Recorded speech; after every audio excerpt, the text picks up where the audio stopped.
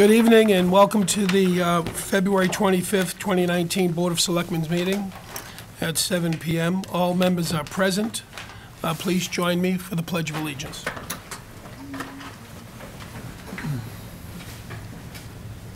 I pledge allegiance to the flag of the United States of America and to the republic for which it stands, one nation, under God, indivisible, with liberty and justice for all. Thank you. Let's begin with the transmitting of Treasury warrants 32, 32A, 33, 33A, 34, and 34A. Is there a motion to accept? By Mr. Eaton, is there a second? Second. By Mr. Bendel. Any discussion? All in favor? And it's unanimous. And we're going to head right into appointments. And our first appointment this evening is with Valerie Gingrich, Director of Planning and Conservation, and Paula Looney, Town Engineer, regarding unaccepted ways. Welcome.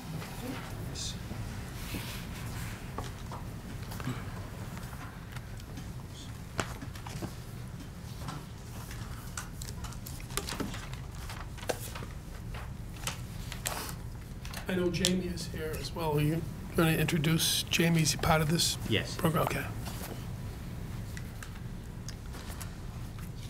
Okay. Good evening, Selectmen.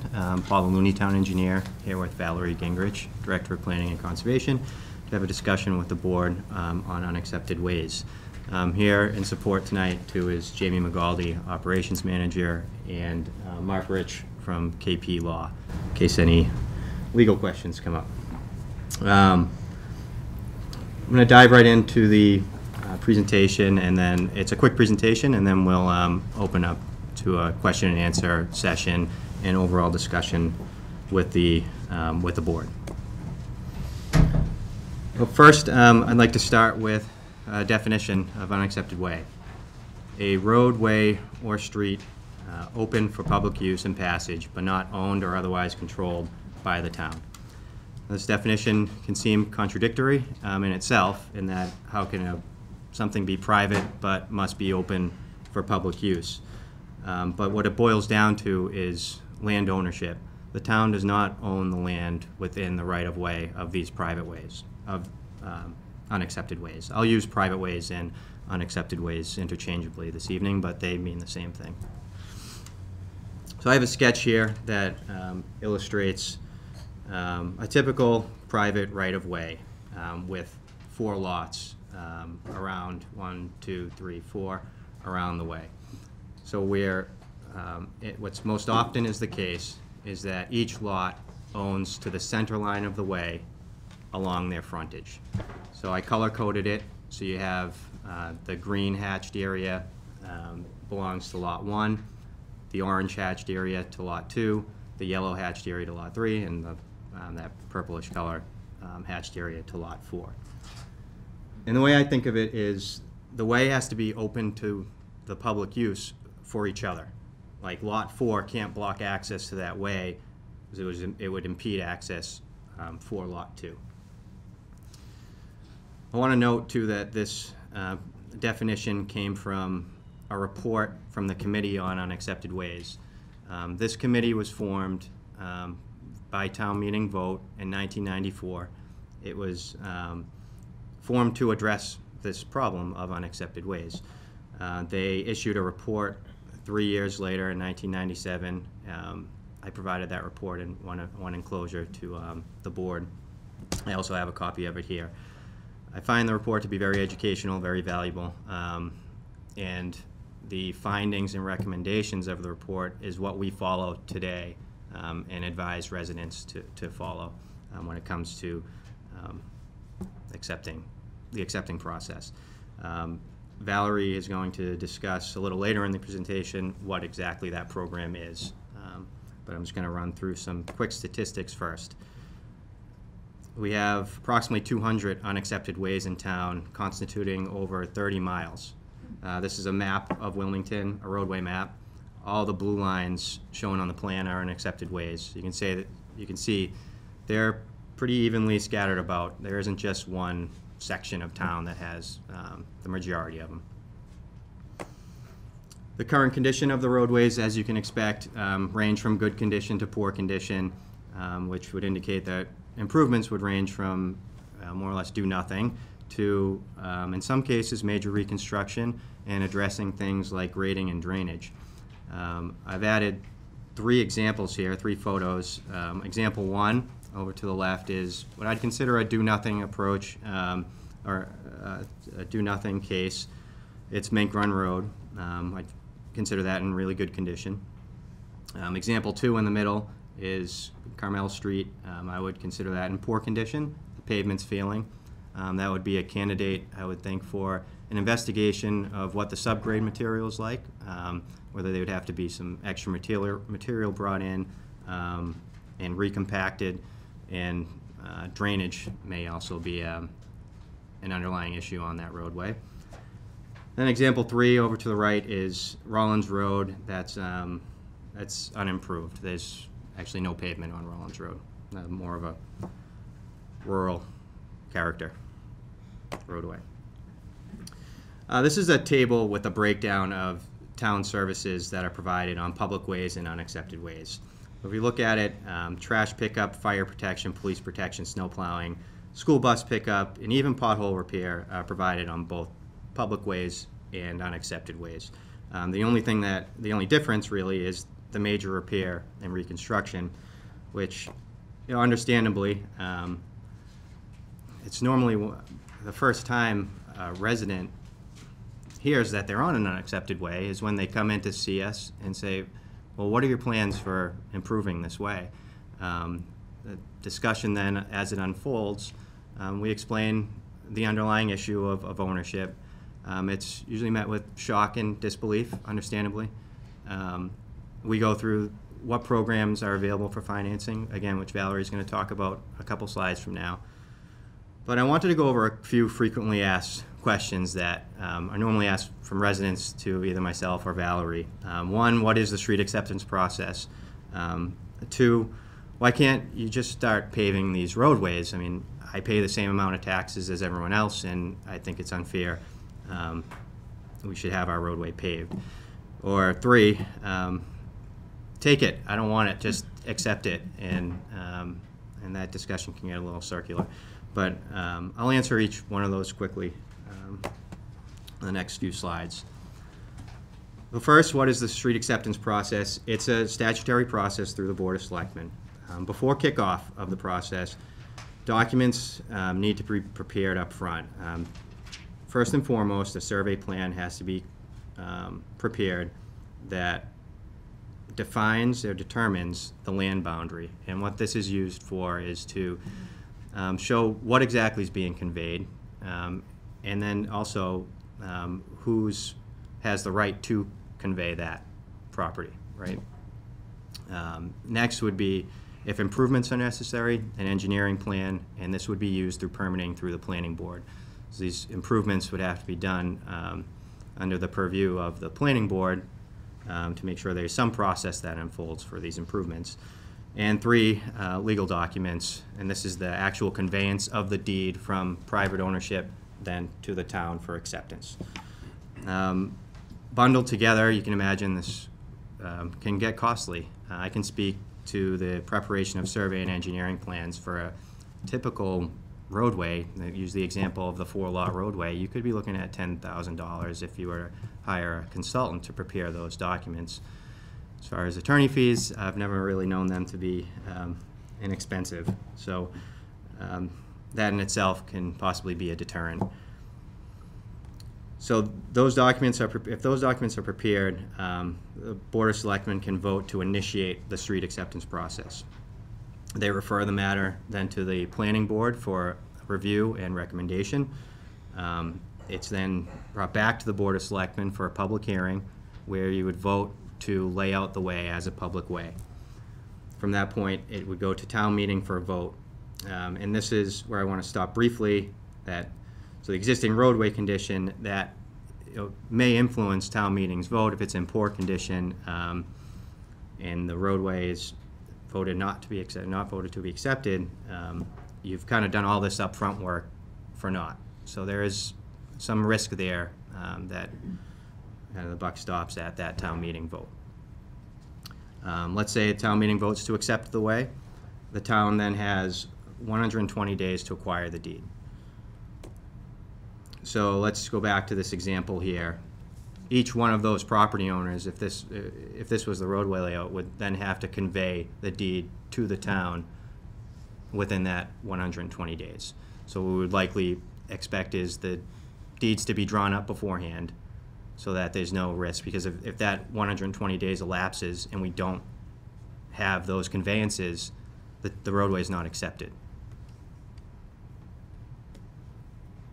Next question, why can't we just pave the way? Well, we don't have ownership or easement rights to make those improvements.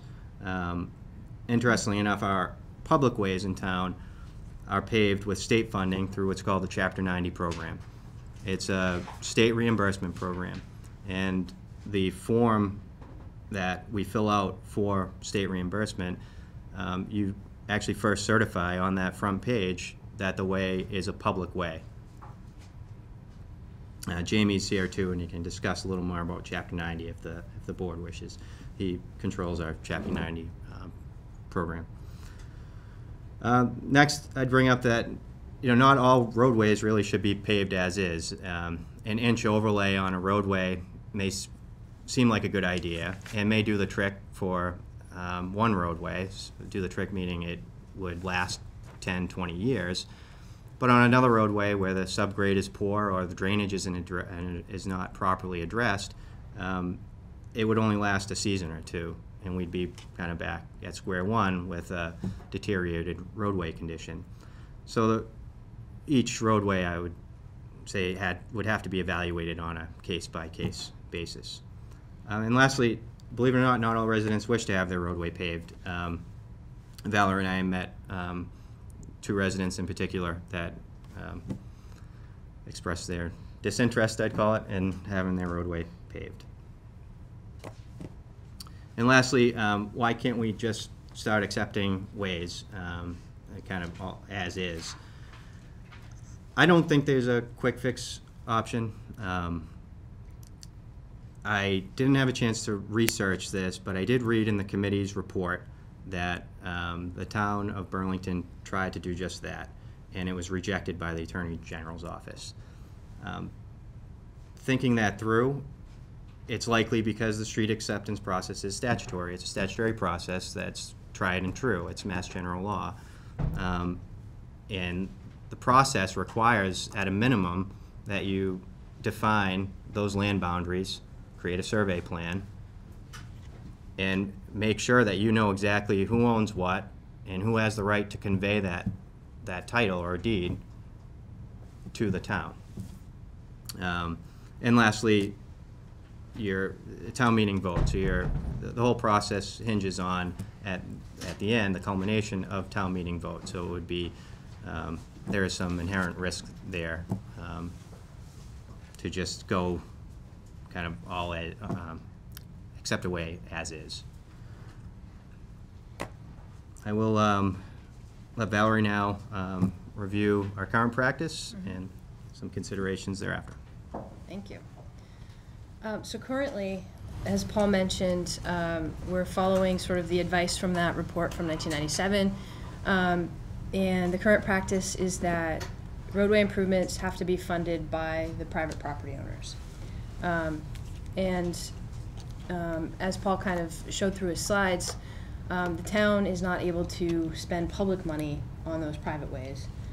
So the private property owners have a couple choices. The first being they could kind of get together as a group of people living on that roadway. They could have a plan that's approved by the planning board with the improvements, and then actually kind of pull together and make those improvements happen as private property owners together, coordinating.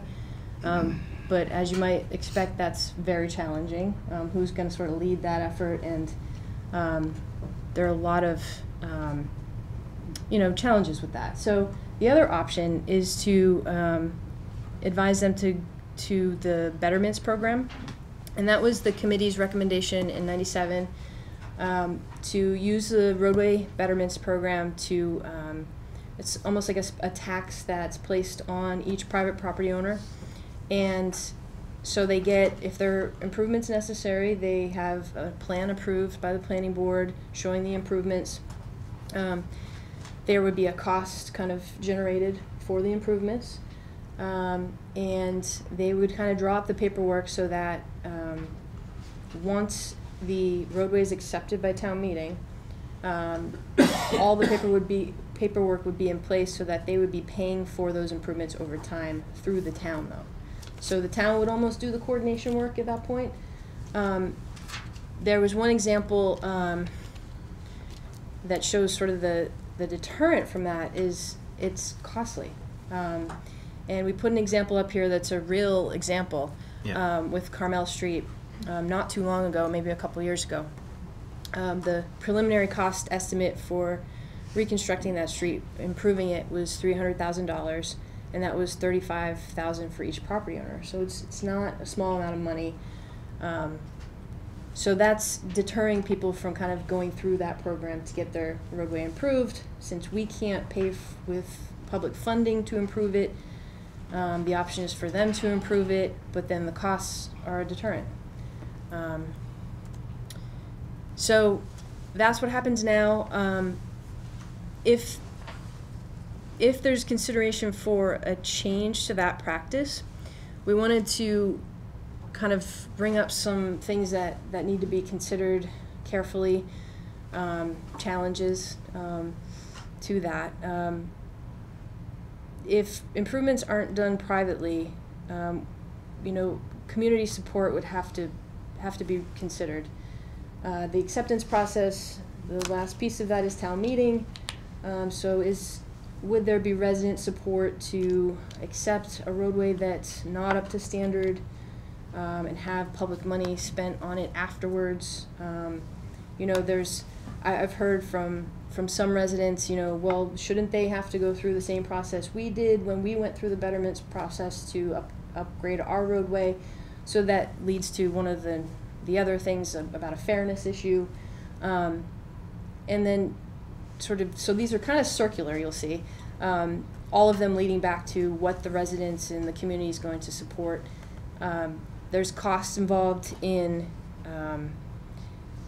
upgrading those roadways, so our residents are going to support spending public funds on improving those ways. Where would those funds come from? There'd have to be budgeting. And every street costs money, even if it doesn't need improvements. There's a survey plan, like Paul mentioned, kind of the soft costs involved, a survey plan and legal documents. So that leads to, it's not that there can't be a different way to approach this, but it would have to be very well thought out as far as how we prioritize those streets, because there are a lot of them. And then you run into sort of the fairness question of which streets go first, what does it depend on, are there characteristics that are attached to them? And then finally, it also all hinges on property owner cooperation. So they all have to sign off on that acceptance and grant rights to the town. So would it be a systematic approach that's figured out that the residents would have to come in all together with unanimous support just to start a process? That could be something that's worked into a system for approaching it differently. So we don't have necessarily answers on how to do it, but just sort of the things that would have to be thought out to approach it in a different way. And we can kind of come back to this slide. I think we'll probably spend some time talking about these things. But just wanted to kind of quickly go over some of the larger topics. And giving you a preview of your next agenda item, we are requesting to initiate street acceptance process for 2 of the streets in town, Mink Run Road and a section of Pomfret Road. And the reason it's these 2 is they were both built through a town process, so there was a plan approved and they were built to that standard. They're in good condition, and they can be accepted without any physical improvements, as is. They have adequate survey plans, and it's anticipated that we'll have the proper legal documents for conveying an easement to the town within those 120 days. So they're sort of some good examples of low-hanging fruit that we can kind of take through that process, because they have all of the necessary requirements as they are. So that's sort of a preview for the next agenda item, but we wanted to mention those because they're good examples of what we can talk about with questions and answers. That's what we had as a presentation, and wanted to leave most of the time for talking about the issue. Thank you. Board members, Greg, Stan. Thank you, Mr. Chairman, appreciate it. Thank you for being here and the presentation, certainly enlightening. I guess I'm somewhat to blame for reopening this can of worms a couple weeks back and a few times now, but I think it's probably one of the top 3 things that I hear from folks. You know, you hear certain concerns from people, and this is certainly one of them that you hear over time if you hang around here long enough. You know, why is my street, you know, why, you know, I pay the same taxes, a lot of the things you've already alluded to. And it's a difficult question to answer, right? You know, it's like, well, geez, you know, I wish I had a better answer. And to your credit, both of your offices, along with DPW, have done a great job of enlightening me of just exactly what you've outlined here for us tonight. I just don't see the harm in doing what some other communities have done, taking a handful. I recognize we can't take them all on, but if we come up with a process in terms, the manager allocates a certain amount of money into the budget. We identify what that amount is. We therefore lay out a set of guidelines for residents to go through the process, you know, amongst their neighbors and themselves to see if they want to take on this process. Then perhaps set a deadline that meets our budgeting, you know, whatever that deadline may be, X date. By then we see the pool of candidates, if you will, that have come in, the streets. Okay, here are the streets. This is how much money we have this year. What can we do, right? If there's a street with a 5-mile stretch and needs some drainage issue, we might not be able to get to it. But I can think of a couple streets off the top of my head that are about less than a football field long and could use, you know, some grading and a pavement, you know. And does it make sense for us to maybe adopt those? And let's take a look at it. So I think it's a case-by-case issue. Obviously, you bring up some good points in terms of fairness. That would be probably have to be hammered out in the guidelines in terms of who would be eligible for this program. But I think it's worth looking into. I think it would go a long way with folks, a little at a time. There'll be cases where maybe doesn't make sense. You know, there's roads that are primary roads that are pretty lengthy in distance. Those would be difficult. But I think there's other areas, specifically where the town has done, and I'll use Alston Ave as an example. The town has done a lot of work on Cunningham Street, if you're familiar with that part of town. And some of that work is spilt into this Alston Ave, which is a very small road, but didn't complete it. And they didn't complete it because it was an unaccepted way. So a quarter of that road was repaved and finished because it was part of the Cunningham Street project, but the rest wasn't. And the rest of it's in pretty disarray. And I know I've mentioned this example before, and there are others.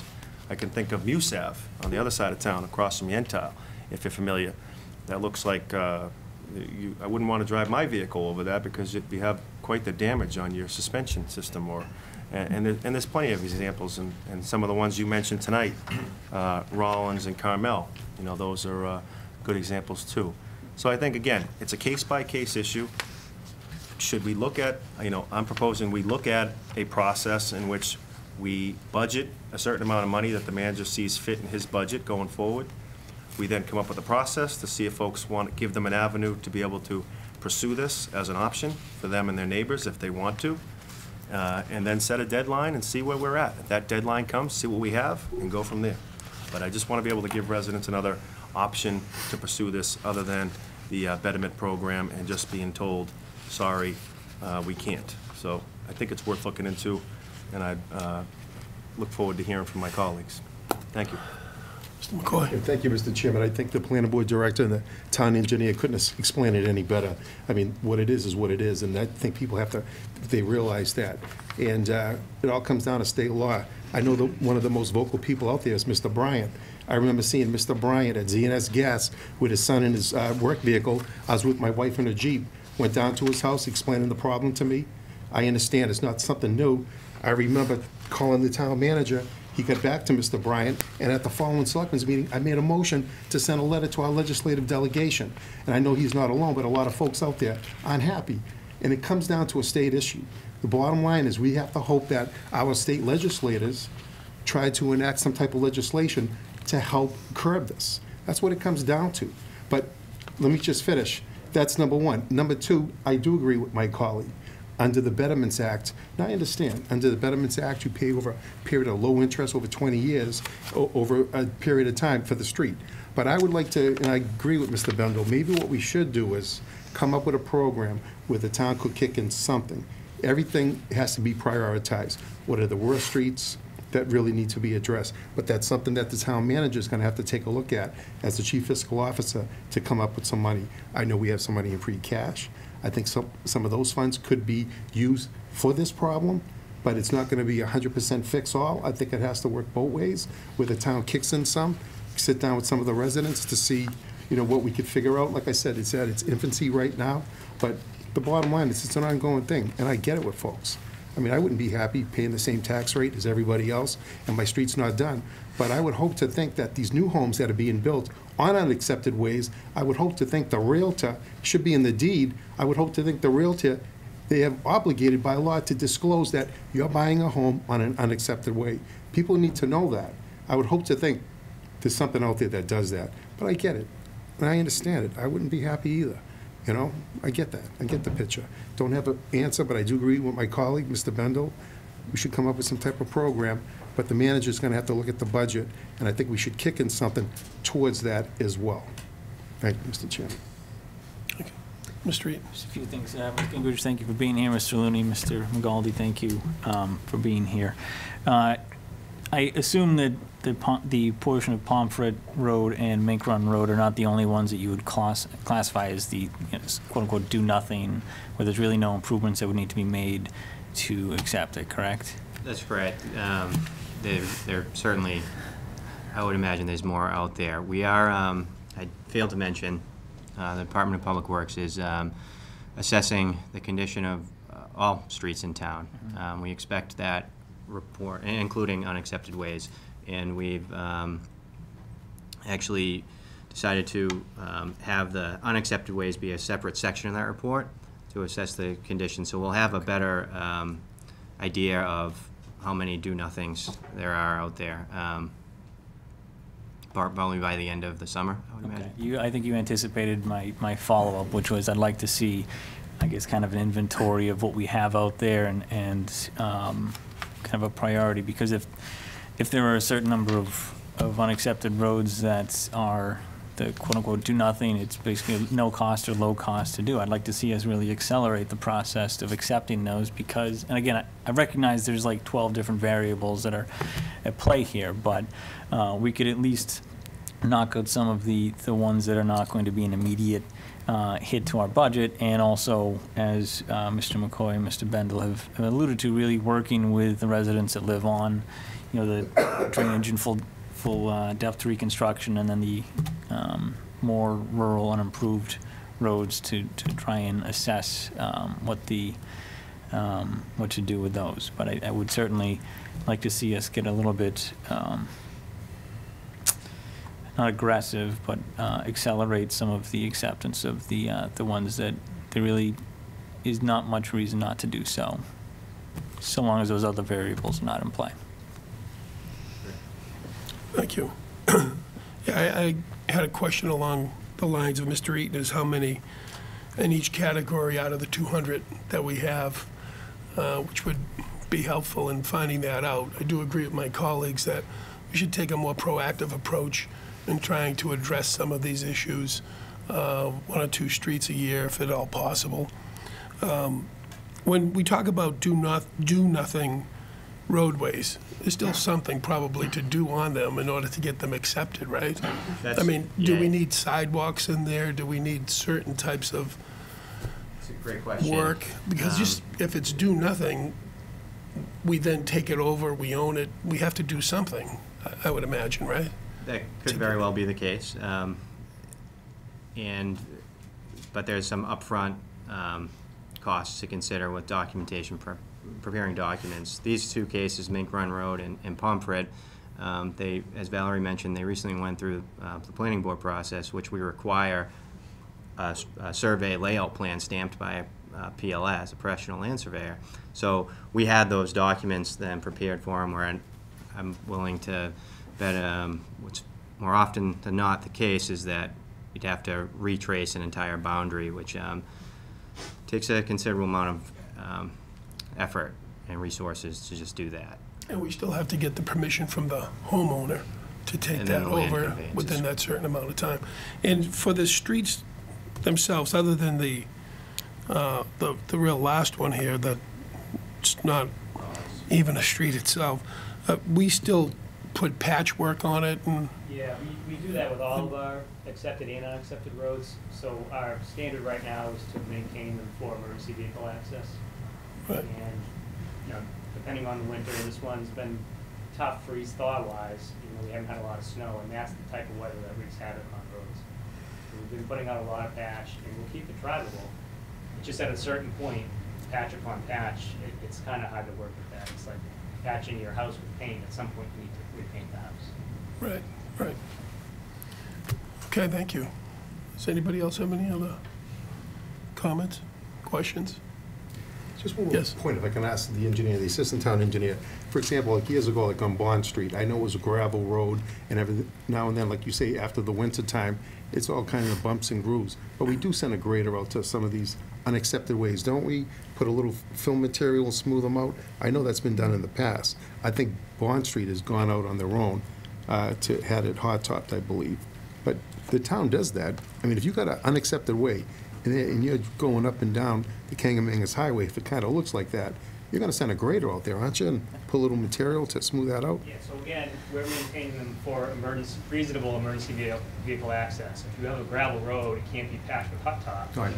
So what we would do is grade it more or less out of courtesy, but when time permits in the spring, we usually do regrade. You put like a several crusher roads. run out there, and you'd That's spread right, we it. recycle Yeah. our ground up hot top material when we Mhm. grind down a road during the construction season. We'll save a lot of that material and recycle it.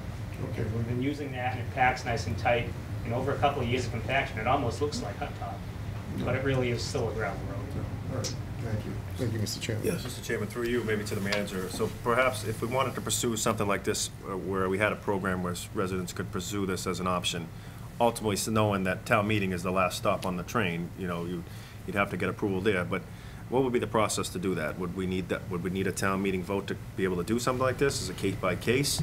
How would we proceed if we had the desire to do that? Yeah, I think the first step is to confirm what the process will be. What are the criteria to be used for selecting the streets? If we, certainly one advantage to going after the low-hanging fruit, so to speak, is that the cost may be relatively modest, although there'll still be legal costs associated with essentially a land conveyance. So that would be one approach. Of course, once you get all those taken care of, then you're talking about the more expensive projects. So you may want to consider interspersing some of the low-hanging fruit with the more expensive ones, so we're not looking to spend, several $100,000 every single year to deal with those. So I think step one is to develop a process where we identify what criteria should be used in selecting the streets, and obviously there needs to be a public process there, so people understand, what that process is, and they have an opportunity to pursue having their street addressed. The other issue, of course, is determining an amount of money to set aside every year. As you know, the streets right now that are dealt with every year, all of those funds come from Chapter 90. We do not spend money from the appropriation, the levy to construct roads. So we would be now looking at drawing some amount of money from the levy for that kind of work. So it becomes an issue of what gets displaced so we can start paving roads.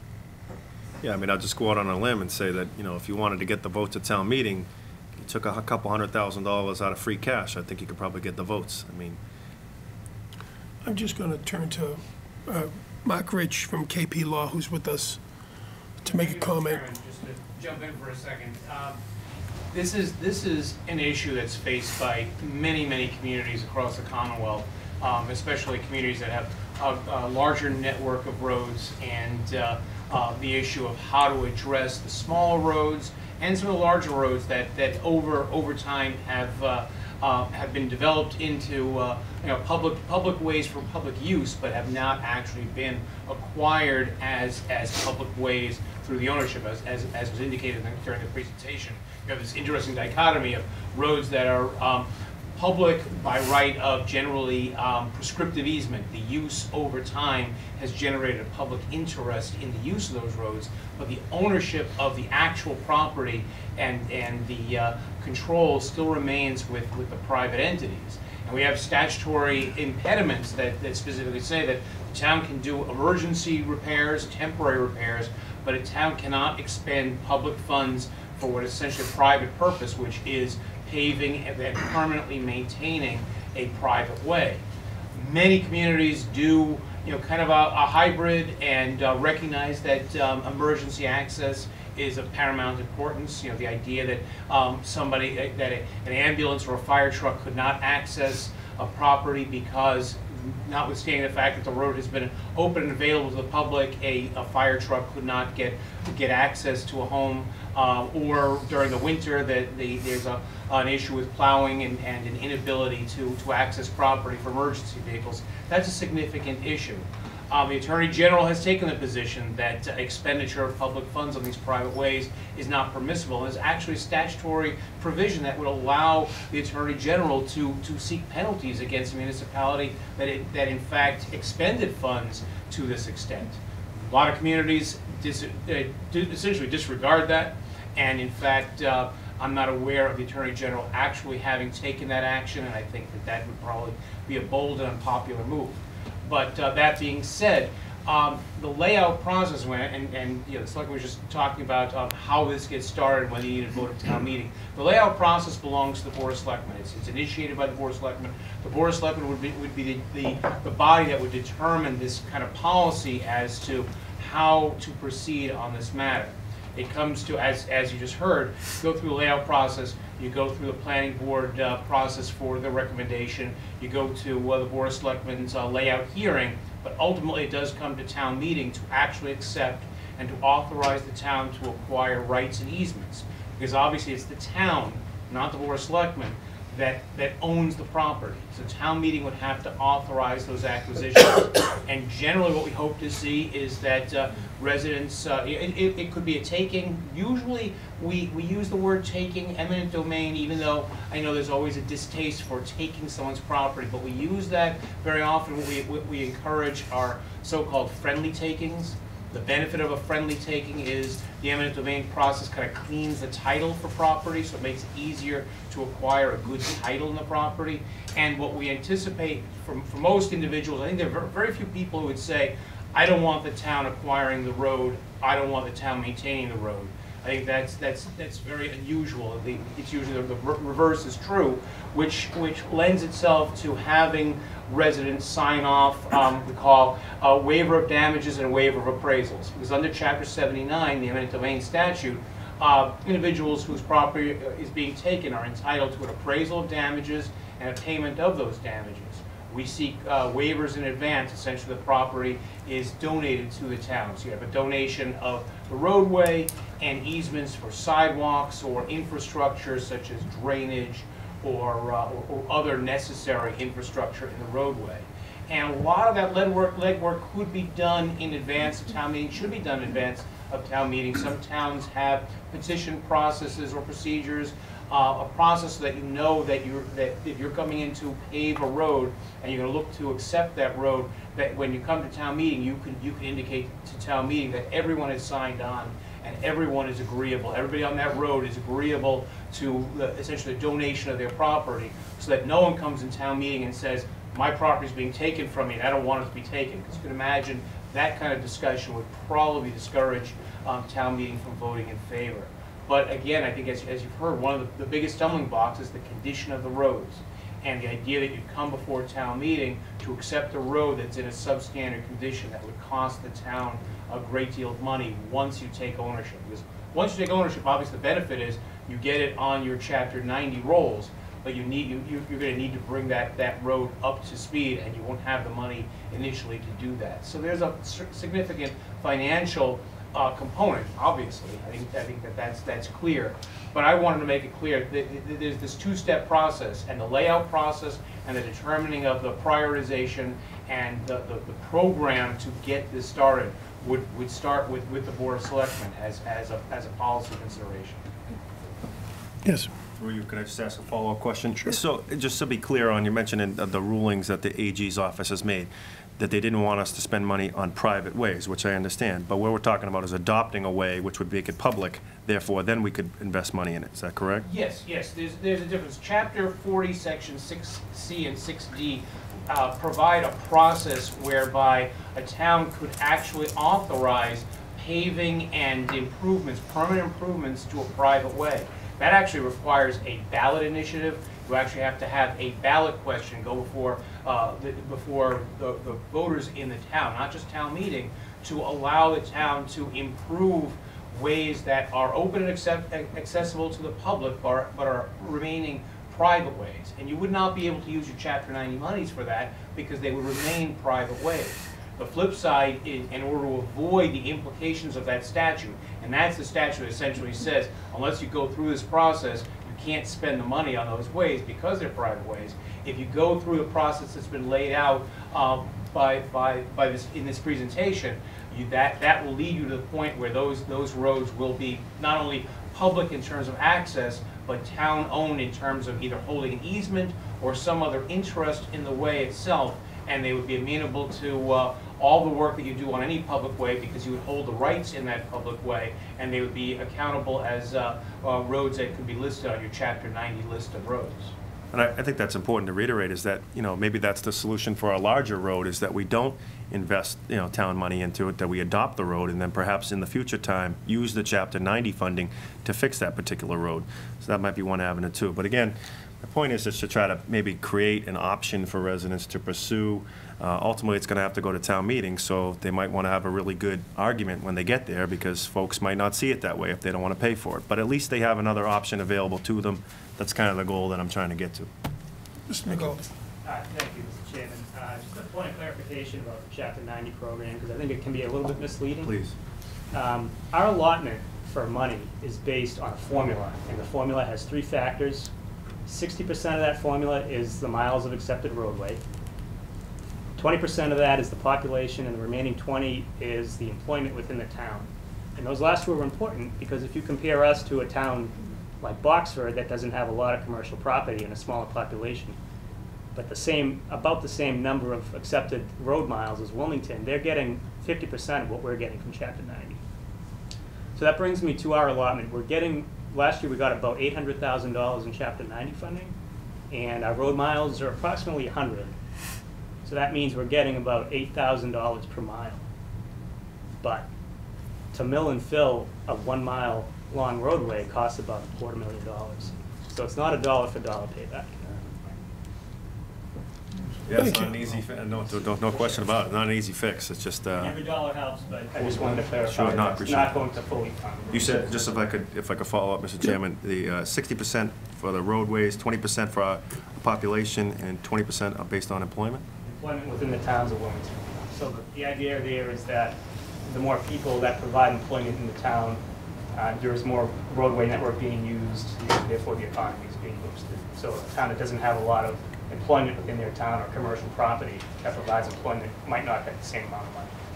Thank you. Thank you. Any other questions? Yes. Mr. Chairman, and one more item to consider too on that front is the upfront documents, the survey, plan or if engineering plans are necessary, there's some risk that you could spend some money up front, right? And then still not get a favorable vote at town meeting. Okay. Thank you. I think there's a bit of an appetite that the selectmen want to see some sort of a plan, probably want to see the streets, how they're categorized first, and maybe an idea of where you think we should go and approach which street best to take a look at, and then come up, devise a plan that maybe would work or wouldn't work, depending upon how it comes out at the end, depending upon what you have for us and what the town manager can develop through budget, and then we can discuss it again and see where it takes us. Okay. Under public comments, yeah, this isn't it's not a public hearing. I do emergency job, so I can't even be here now. Okay, what do you? My question is, Bob Bryant, 7 Dartmouth River, and that's a street you should look at because it's a river. It goes from Lowell Street to the brook. It goes through my yard. That's the first street you should look at. I got videos of it pouring through my yard. Okay, when you do the 4-part thing there, you say we own up to the middle of the street and the length of our lot, right? It's often the case. All right, so I know where my lot lines are. I know where my taxes are. I'm charged on this amount right here, not out to the middle of the street, not the length of the street. Okay, I paid for each square foot of my lot. So you're saying that I own to the middle of the street? Yeah. I'm not getting taxed on that. So I don't think the town's gonna give me free property. Okay? And, Mr. Count, I think, Mr. Rich. Mr. Rich. and just one more second. I talked to Mr. Howell and he told me my taxes are used for other people's properties, which to me is wrong, okay? Not when you have people trying to sell the house, they can't sell the house because they're pumping water out. People walk in and say, I don't want that. I'm not gonna buy that. I was never told that my house was on an unaccepted street. From when? When I flush a toilet, it goes out to the ocean. Mr. Brown, you have a question? You Yes, I said do. you had a question. I do. After talking to Mr. Howell, I called the state. And the state told me, yes, they cannot use public funds on a private road. I understand that. And you get it back in reimbursement. I'm a business owner. I understand that. Well, we all pay. All private citizens pay into that public fund. And it's not public fund until the town. Mr. Brown, do you have a question? Yes, I want to know. All right? I want to know, why don't they just take half of mine or a third of my taxes and put it into a private fund for streets to be repaid throughout the years? And start with the worst streets, like Mr. Bindle said. It's a smart thing to do.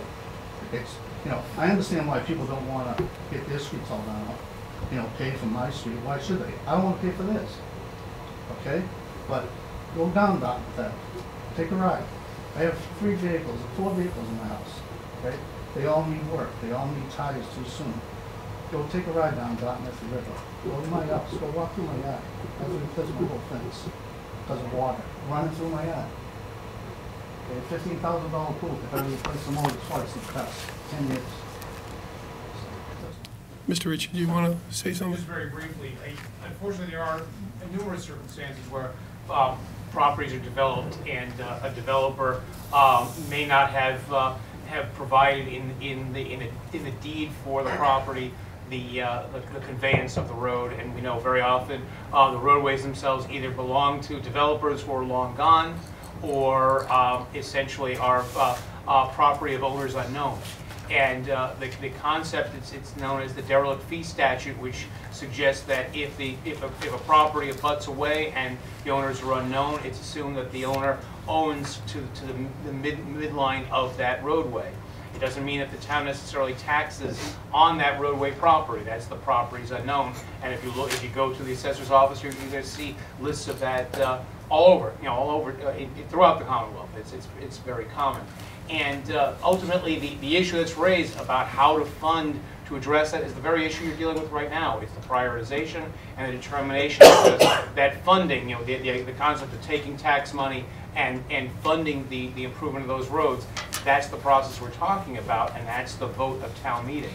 Unfortunately, as the statute stands right now, if those are in fact private ways, privately owned, the town doesn't have an interest, the town cannot make the improvements that are being suggested. Only once the layout process is undertaken and the acceptance process is undertaken, then the town, using, unfortunately, the limited Chapter 90 funds and then additional town funds to bring those roads up to spec for use by the town. But as they stand right now, that's the issue you're grappling with, prioritization of all of these unaccepted ways. Yes, Mr. Bennett. Through you, if I may, to Mr. Reich. I don't expect you to know every detail, but can you think off the top of your head any other communities that are attempting to do something we're talking about here tonight? Maybe we could look into as an example? I think as has been mentioned, it is a statutory process, and there's no real way to get around that statute. Some towns are trying to accelerate the number of streets they're addressing at a particular time. It depends, quite frankly, on how the town has prioritized its funding for streets and whether you have the funds available. It's not, as you just heard, it's not an inexpensive process to do this.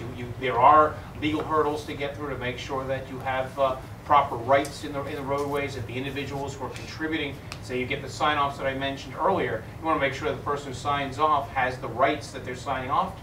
So there are legal expenses, unfortunately. Hopefully they're not as expensive as suggested earlier. But there are costs involved, and ultimately the cost of repairing. So really from town to town, it varies. Some towns have a very developed and robust process for paving, accepting and paving ways. Some of them are just road improvement projects where they're just doing the roads they already own. Others are looking at the acceptance process and trying to maximize their Chapter 90 allocation, and then looking at other grants and other mechanisms. But it varies very much from town to town, depending on the number of unaccepted ways, the availability of funds, the appetite of the residents for donating property, and whether the towns are looking to the residents to bring their roads up to code before the town accepts them, or whether the town is going to take that on and expend those funds. And so ultimately, it's a very serious policy consideration. Certainly not one that you're going to be able to answer tonight. It's going to take some time. Thank you. Thank you again for the presentation. And as I said, the Board of Selectmen do support looking into this strongly and getting some questions answered and how we can take this forward in addressing some of these unaccepted ways and getting them on track, please. Okay, our next appointment is a follow-through, I guess, on a discussion relative to the board's intention to lay out the ways described in the proposed warrant article for Mink Run Road and Pomfret Road.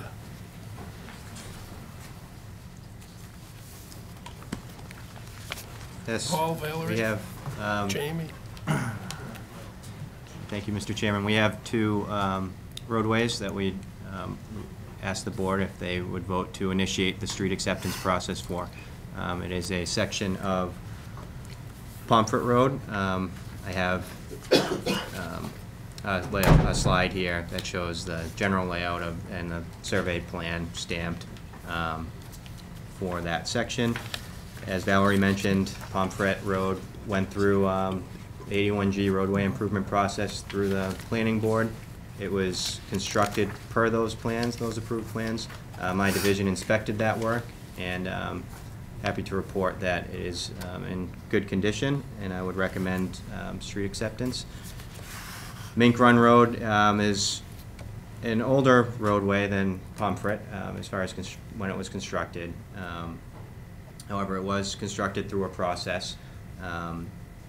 We had a street acceptance plan on file in engineering from 1999, 2000, and it was just kind of sitting there.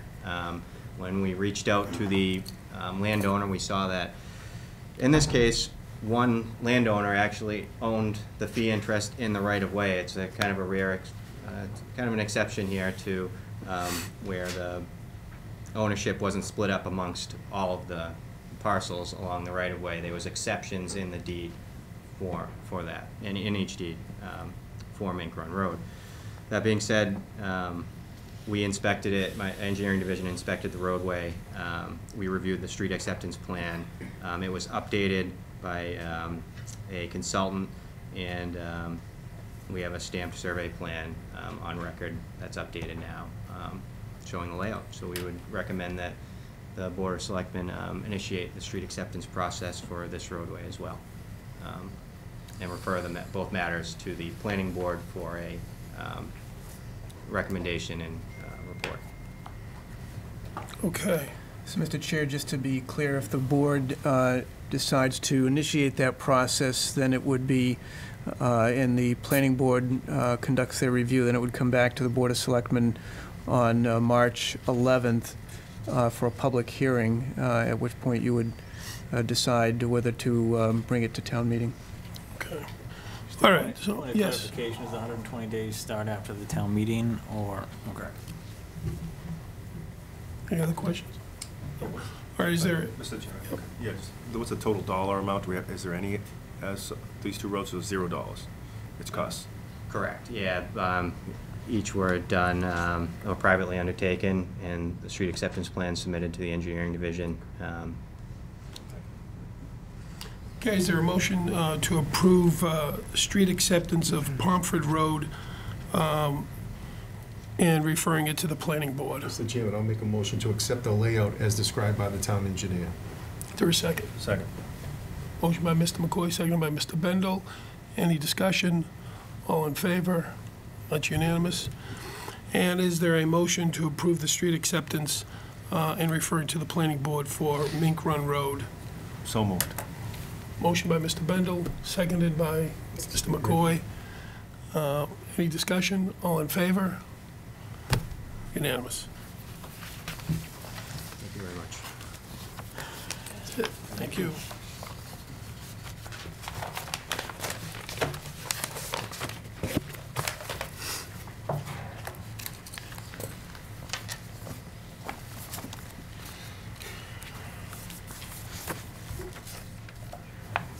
Okay, next on the agenda is the review of the annual town meeting warrant articles submitted by petition. Mr. Hull? So starting off, Article 1, as is custom, is the election. Article 2 are a submission of committee reports. I don't anticipate any this year. Article 3 is to address unpaid bills from previous years. I do not anticipate any there. Article 4 is to authorize the treasurer and collector to enter into agreements with banks doing business in Massachusetts. Article 5 is the omnibus budget article, which includes requests for funding for all of the town and school departments. Article 6A is purchase of 5 police cruisers. Proposed cost is $250,000. Article 6B, purchase a replacement vehicle for the deputy fire chief, SUV. The vehicle cost is $58,000. 6C, to purchase a heavy-duty bucket truck for tree division, estimated cost $180,000. Article 6D, purchase a 3/4 ton pickup truck with plow for Parks and Grounds Division, $40,000. 6E, to purchase a 3/4 ton pickup truck with plow for the Highway Department. Again, these last two vehicles are replacing existing vehicles, $40,000. 6F is to purchase a one-ton dump truck with plow for the Cemetery Division, replacing an existing one. The price on that is $72,000. Article 7 requests the purchase of booking and evidence room cameras for the public safety building, $31,000. Article 8, purchase replacement fire monitoring and alert system for the public safety building. This is in the dispatch area. The estimated cost is $175,000. Article 9, purchase high-efficiency dual-fuel-fired furnace for the Wilmington Memorial Library, cost $185,000. Article 10, to purchase LED lights to replace a portion of the lights in the West Intermediate School, cost $100,000. This would be a two-phase project, so we would be looking to do something similar next year. Article 11, repave a portion of the parking lot at Woburn Street School. Again, this is a two-phased process. The proposed amount this year is $155,000. Article 12, replace 2 underground gas and diesel fuel tanks with above-ground tanks. This would be at the DPW, price $566,000. Article 13, continue the construction of sidewalks along Shady Lane Drive to connect with Middlesex Ave, $84,000. This would not complete the entire stretch, but would be a phased program. Article 14, install 2,300 linear feet of granite curbing along Middlesex Ave from Federal Street to First Street, price $100,000. Article 15, to comply with the stormwater regulations per the MS4 NIPD's Phase 2 stormwater permit. This would largely be doing sampling. The cost is $10,000. Article 16, infiltration and inflow grant loan program from the MWRA, 75% grant, 25% loan. The cost associated with this is $856,000. Replacing laptops and desktop computers at the North and West Intermediate School is Article 17, cost $100,000. Article 18, replace existing projectors and interactive whiteboards at the middle school, cost $180,000. Article 19, first phase of a two-phase upgrade of the PA system at the Early Childhood Centers, elementary and intermediate schools, costs $30,000.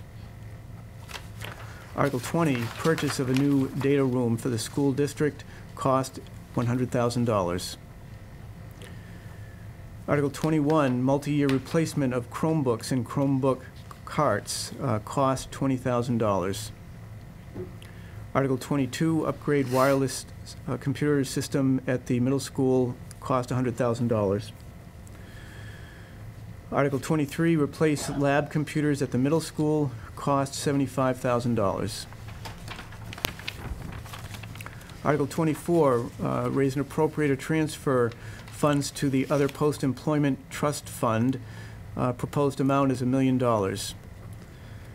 Article 25, raise and appropriate or transfer funds to the capital stabilization account. Proposed amount $4 million.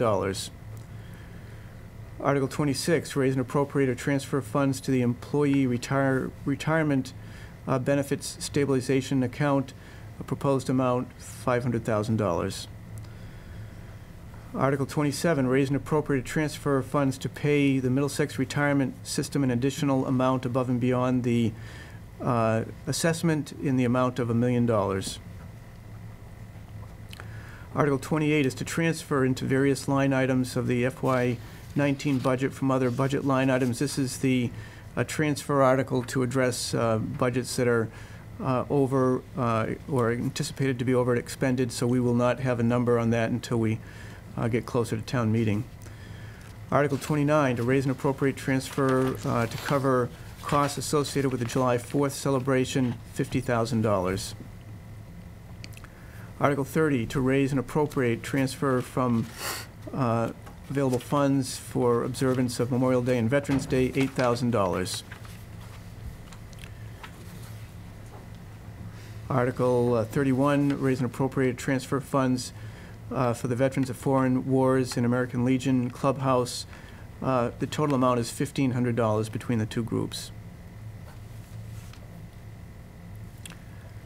Article 32, if ultimately endorsed by the Board of Selectmen, would be to accept as public ways Mink Run and Pomfret Road. Article 33, to establish spending limits for compost bins and the septic tank replacement programs. These are an annual request. Article 34, appropriation of funds for the Transportation Infrastructure Receipts Reserve Account. This is a new item. We receive money from, I believe it's the Uber business, and the amount this year was $4,051.80. Article 35, establish PEG access and cable-related special revenue funds for Comcast and Verizon revenue. Just as a brief explanation, historically, the town has the proceeds that come in from the 5% that Comcast and Verizon collect for cable services have gone directly to WCTV. Due to a change in statute, that process now needs to go through the town. So the authorization would be, in this case, $625,000 to put into this account for use by WCTV. Article 36, to establish an enterprise fund for the sewer division effective fiscal 2020. Article 37 is to amend the zoning bylaws, deleting section 3.9, which dealt with the temporary moratorium on recreational marijuana, which is at this point unnecessary.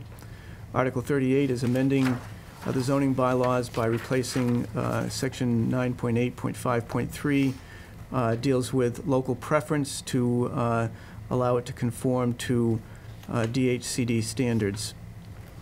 Article 39, amend the zoning bylaws, changing the percentage requirement for affordable housing over 55, for those over 55 housing. Article 40 is to amend the zoning bylaws to include an inclusionary housing bylaw. And one article that was actually omitted, but I realized it late Friday, we're proposing an article for acceptance of a provision of the general laws, section 10 of the chapter 218 of the Acts of 2018, dealing with benefits, adjusting the benefits for exemptions to allow them to conform to adjustments in inflation. It'd be chapter 59, section 517F. Will we get that? Will we get that in writing? Yes. So everything at this point has gone off to town council. I'll be working with town council between now and the next meeting, and then the board will get a full finalized warrant for that meeting. Mr. Bendel, did you have a? Yeah, no, I just wondered if it would be 45th article, or it doesn't matter as long as it's in there. Yeah, it'll be incorporated in. Yep. Okay, now you're on to the non-petition warrant articles. Right. The first non-petition warrant article is from Adam Silva, seeking authorization to petition the state legislature to allow his test results from 2018 and any future results to be used for employment consideration as a firefighter. You'll recall this came up last year. It was approved at town meeting, and it's not clear why, but ultimately the legislature did not take the matter up, so he has to refile.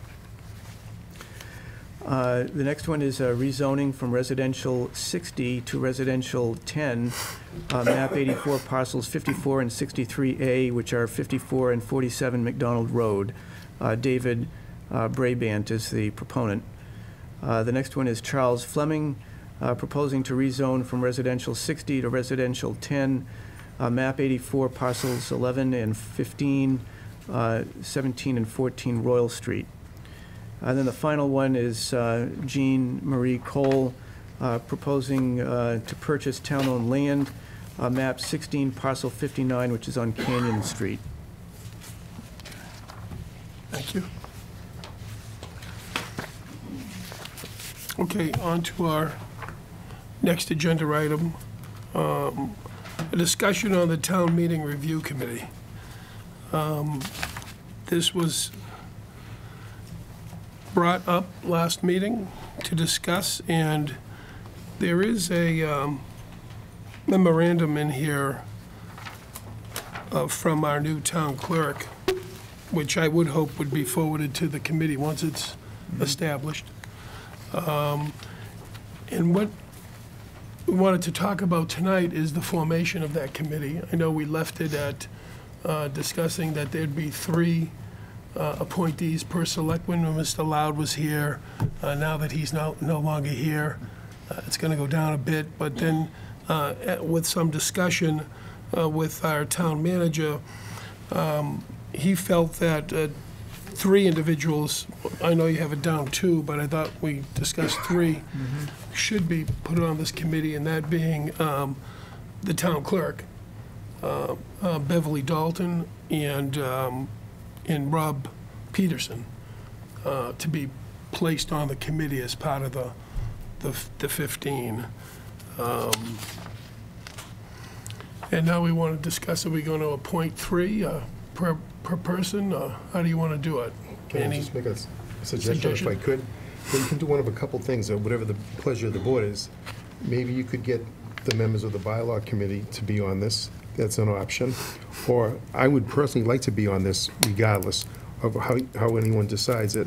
Maybe each member appoint 1 person. I think if you, respectfully, I think you said 5. I think. I said 3. Oh, you said 3? Not as ridiculous as 5. Did you say 5? I said 3. I said 3. Okay, fine. Well, I would think that, maybe each of us appoint 1. I think if you have appoint 3, you're looking at, 12 people right there, 12, 13, 15 folks. Maybe each of us appoint 1. I would like to serve on that because I was on the bylaw committee, and we were talking, that's what initiated to talk about the town meeting, changing town meeting. I do have a question to you, Mr. Chair. How many people were on the bylaw review committee?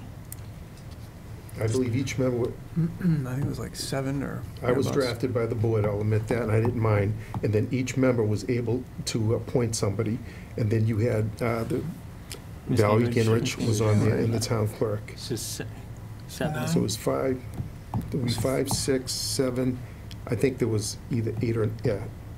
It must have been 9 It then. had to be 8 or 9 9. because the clerk was on there too, Yeah. so Right. that made 9. Okay. I am interested myself in serving on this.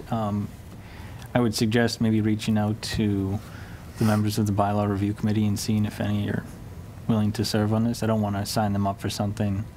I don't know if Mr. McCoy, if you had reached out and asked those if they wanted to serve on it. But I think going through that process, it does make sense. It's a natural. You already went through the entire bylaws. We want you to now focus on this one particular part. I do think that's a good idea to incorporate it. Again, I threw out 3 because it was suggested from our town moderator to form a committee. I thought it was a good idea, but I think your point is well grounded. I think we already have a number of people that have spent an awful lot of time going through our town bylaws. To have them focus on one particular issue, I think would be beneficial. I know that the one person I appointed on the bylaws already reached out to me and said he would love to serve on this. So he's one of my appointees already, so I'm good there. And then maybe Mr. Peterson, who's the town moderator, maybe give him an opportunity to appoint an individual as well, because each member of the Board of Selectmen made an appointment. I got drafted by everybody.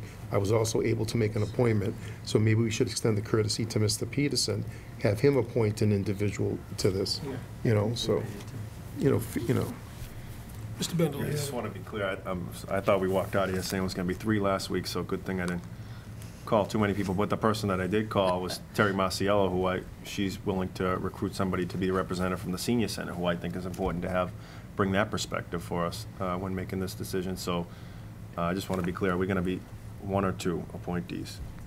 okay, so we have, Still discussing. right, we have Yeah. 4. comfortable If with we either go one. with 1, then we have 4 from the board. We have the 3 individuals, meaning the clerk, Beverly, and Rob, so that's 7.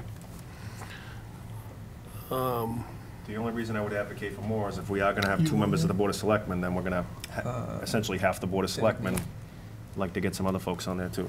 Well, the thing is that if we have too many members from the board, then we're gonna talk about there being a problem with a We meeting. couldn't have three, that would be a so- quorum. Why don't we just reach out to the bylaw committee, because there might be somebody that... Mr. Rich, what do you? Well, the only comment I was going to make, Mr. Chairman, obviously, it's a committee appointed by the Board of Selectmen, so already it's going to be subject to the open meeting law.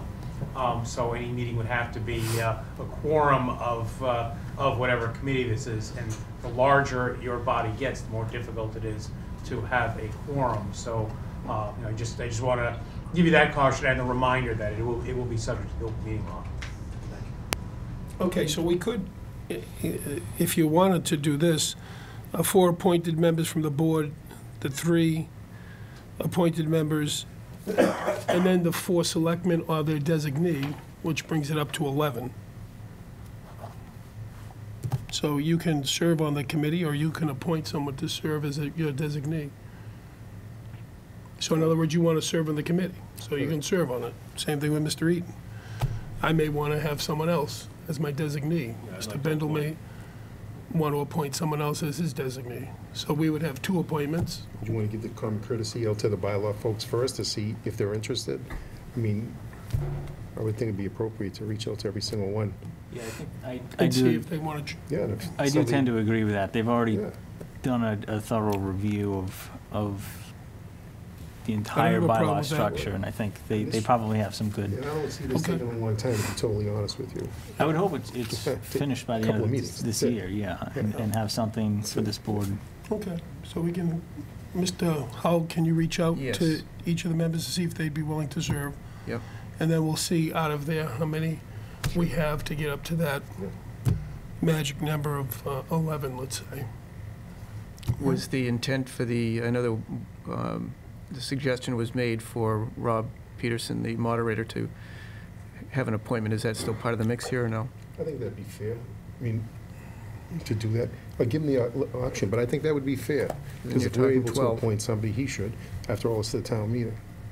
Yeah, he's neck deep in this stuff, so. Yeah, I mean, we want to make sure we get to that odd number. So let's see how many of the Sure. bylaw people accept it, and then we can, add Rob in there for a pick. All right, so I will reach out to the members of the bylaw committee and find out what their interest is in serving, and then report back for the board's next meeting. Yeah. It's a work in progress, I guess, huh? Yeah. All right, that The works. end goal That's would be good. maybe to have a committee together before town meeting, so they could maybe get together and discuss, although they won't be taking any action, but maybe it would be beneficial if they had a game plan to take notes and have some ideas going into the meeting, and then meet afterwards, obviously, too. Yeah, I think that would be an excellent opportunity if the committee was so inclined to actually talk to people at town meeting to get some feedback. You actually have the captive audience to engage in what they like about it, what they don't like about it, and I think that'd be a beneficial opportunity. Sounds good. Well, the other thing is like, you're just looking from like a statistics standpoint, we don't keep track of, like certain things, maybe they might be more tuned to that than we are as we're conducting the business, right? So they might be able to take a look at some things that we might miss. Right. Okay, sounds like a plan here. All right, we all set? Okay, we'll move on to communications. Mr. Hull. First, under communications, is correspondence from the Massachusetts Recreation and Parks Association with regard to the Yentile Farm Recreation Facility. It was selected as the 2019 Design of Facilities Agency Award. This, quote, recognizes departments that create and renovate facilities that greatly enhance their community, end quote.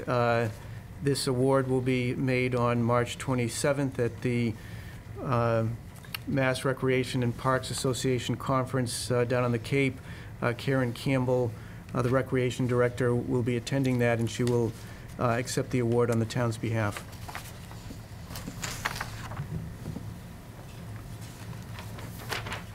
Next is a memo from Town Clerk Designee Tina Tomei Conway. This, as was earlier noted, is a reference to the proposal to consider March as a potential time for town meeting and elections.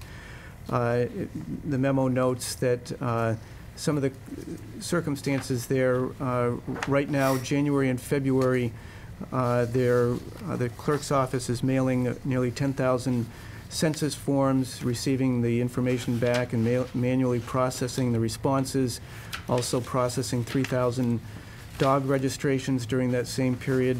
Every fourth year is a presidential primary in March, which includes not only presidential candidates but local committee elections. So to have another election at that same time would require two distinct absentee ballot arrangements being established, which could be a bit confusing and certainly challenging for the staff. There's also been some talk about early voting, perhaps for primaries. If that were to become the case, again, it would just add to the challenges that Department of 3 faces in January, February, March.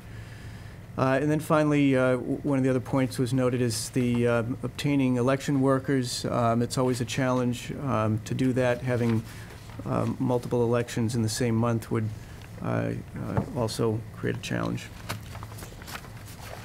And when the committee's established, we'll forward this Yes. to each member.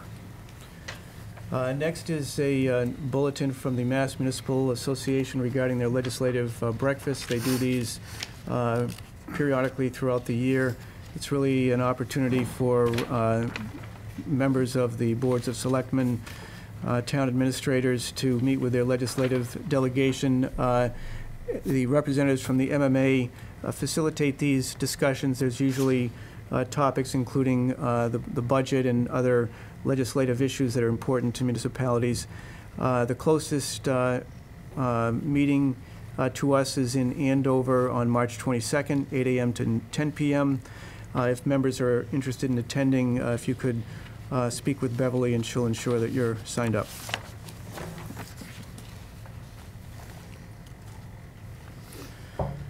The next item under correspondence is a memo from me to the board. It was previously noted, but just recommending the appointment to the Town Meeting Review Committee of our town clerk and our administrative assistant, Beverly Dalton.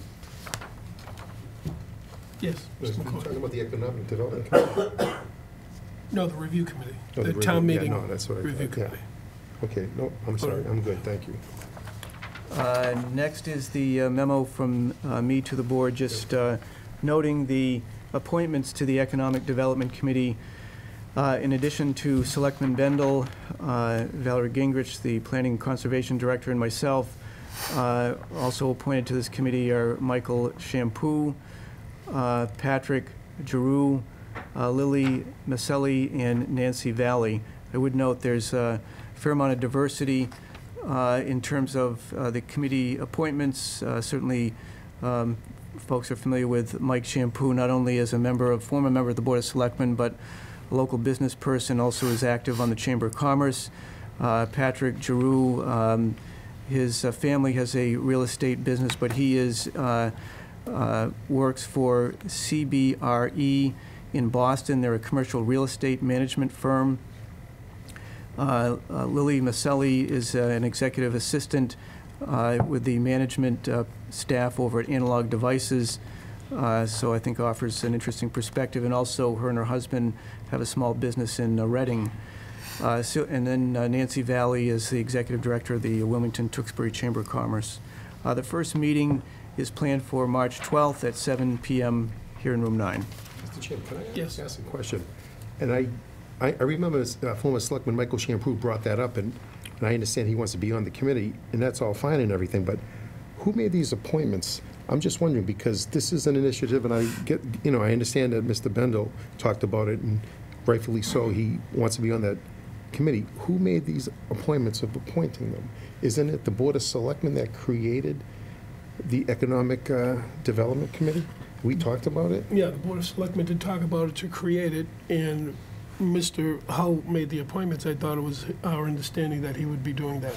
I Is that didn't. not? I don't think that was ever even discussed. Yeah. And I don't have a problem, with folks getting on, But, you know, I would hope to think that we as members of the board, of the executive board, would have an opportunity to make an appointment, just like we're doing relative to the town meeting review. We did that to the bylaw committee. I don't remember ever giving the authority to the town manager, making these appointments. These appointments should be made by the Board of Selectmen, period. We can add to this if you wanted to, sure. My recollection was we did ask the town manager to Did? appoint people, but That's what I thought, yeah. I could be wrong on that, but my memory was that was Well, what we agreed to. I think we should keep this open. In that way, I believe that each member should have an opportunity to make an appointment to this committee. I think that would be the fair thing to do. I mean, we are the executive board, last time I checked, so I would hope to think we could do that, Mr. I Chairman. don't have a problem with that. Okay. I mean, if we each appointed a person, that would still keep it at 11 in its membership. Sure. Greg? Do we need a motion Jonathan? for that, or? Yeah, if you want to, why don't we do that? Make a motion, and then we can each come up with someone to appoint into that committee. Mr. McCoy, do you want to make that motion, or would you like me No, I to? don't mind making the motion, but I'm just taking a look. I understand that, you know, out of respect for the town manager. I mean, would it be town manager to make one appointment? Right here, he's made 4 appointments already. I mean, I just put that out there. I mean, do we have to have a certain amount? I mean, should we appoint 1 or 2? But the manager appointed 4 folks to this committee. Are you asking, Right. should we rescind? Do you want us to, yeah. I can, if you're looking for me to rescind appointments, I can certainly do that. We can- I mean, I want to be fair to everybody. I mean, obviously, I mean, I understand Mr. Shampoo, and I support him to be on that. I see, you know, other folks there, and, you know, I don't have an issue with folks being appointed on boards, but I think we need to apply it fair to everybody. I mean, one person shouldn't have 4 appointments, and each member, the manager's boss, we have 1 appointment. Yeah, it was my understanding that when we developed the committee, as Mr. Eaton said, that the town manager would do the appointment.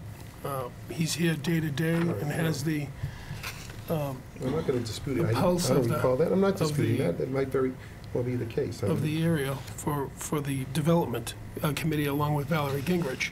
But if you want to rescind the appointments, we can certainly do that. We No. can put 2 appointments or 1 appointment, well, whatever. no, I'm game the manager- for anything, well, whatever that's you want the- to do. You know, if you folks said that, I don't recall that, but if that's the case, if you want to leave the 4 as is, but I believe each member should have an opportunity to make an appointment to this committee. Mr. McCoy, I would Yeah. support that. I think there's never a problem when more smart people are in the room on this. So if you wanted to make a motion, or I can make it to have each of us make an appointment to the Economic Development Committee, I don't think that that's a bad idea at all.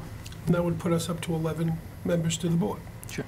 So I'll I make don't that have a as a problem with motion. that. I'll make that as a motion. So motion made, is there a second? Second. Okay, there's a motion made and seconded that each member appoint 1 representative or designee. Any discussion? Mr. Bendel? What would be the timeline on that? Just for the very next meeting, have communicated to the manager? So We would you're, have to, because the first Right. meeting is currently scheduled for the day after our next regular meeting. Yeah, it would Do you think we can would be table a this? quick timeline. You know, I'm just, out of curiosity, do you think we could table this till the next meeting? And the reason for that is, I'm not disputing, but I don't recall us having the town manager making all these appointments. If you say, I don't recall that, you know, giving the manager the authority to make all these appointments. well, if there's a question as to whether the board asked me to make these appointments, then I think there should be action tonight, because if the meeting is on the 12th and these people believe they're appointed and are attending the meeting, then if the board is so inclined, then you can direct me to rescind these appointments and postpone the meeting, and you can do it another way. But I think there needs to be some consensus coming out of this meeting tonight that either these appointments stand and the board appoints individuals to add to this committee, or the board wants these appointments to be rescinded and we start over again. Can I amend my motion to ratify or accept the appointments that have been made, and then each member appoints an additional person to the Economic Development Committee. Okay, there's an amendment to the original motion. Is there a second? I'll second that amendment. Okay, there's a motion and a second to the amendment, for the amendment. Okay, is there any discussion on the amendment to ratify the appointed individuals by town manager? All right, no discussion. All in favor of the amendment? Opposed? Okay, 3-1. So now we go back to the original motion, and the original motion is to each member of the Board of Selectmen to add another person to this committee for the Economic Development Committee, and also ratifying the appointments of town manager. Okay, is there any discussion?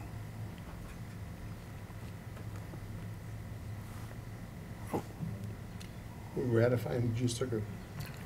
We took a vote All right, yeah, I get it. Yeah. to amend the original, so we have to vote on the amendment Okay, yep, to be no, part of the main I motion. get it, yep. Okay, so now we're on the main motion. Okay. Okay, any discussion on the main motion, which is, once again, to allow each member of the Board of Selectmen to appoint a designee to serve on the Economic Development Committee, and also ratifying the appointments that have been made by the town manager. No discussion? Okay, all those in favor? And it's unanimous. So, Mr. Chairman, just to be clear, the expectation is at the meeting of the 11th, the board members will bring names of individuals to appoint to that committee, and we'll do our best to, well, the earliest they would be notified, I guess, is the 12th, so they may not be able to make the first, probably won't be able to make the first meeting unless we, Push back yeah. the meeting. I think I would suggest you move the meeting, Okay, just to give everybody ample notice, okay. courtesy.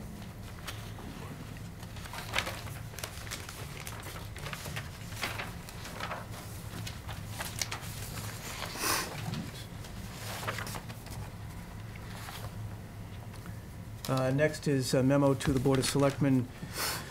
This is the, regarding the Board of Appeals consideration of Bettering LLC. The following serves to update the Selectmen concerning the Board of Appeals consideration of the application for a substance abuse detoxification center at 362 Middlesex Avenue.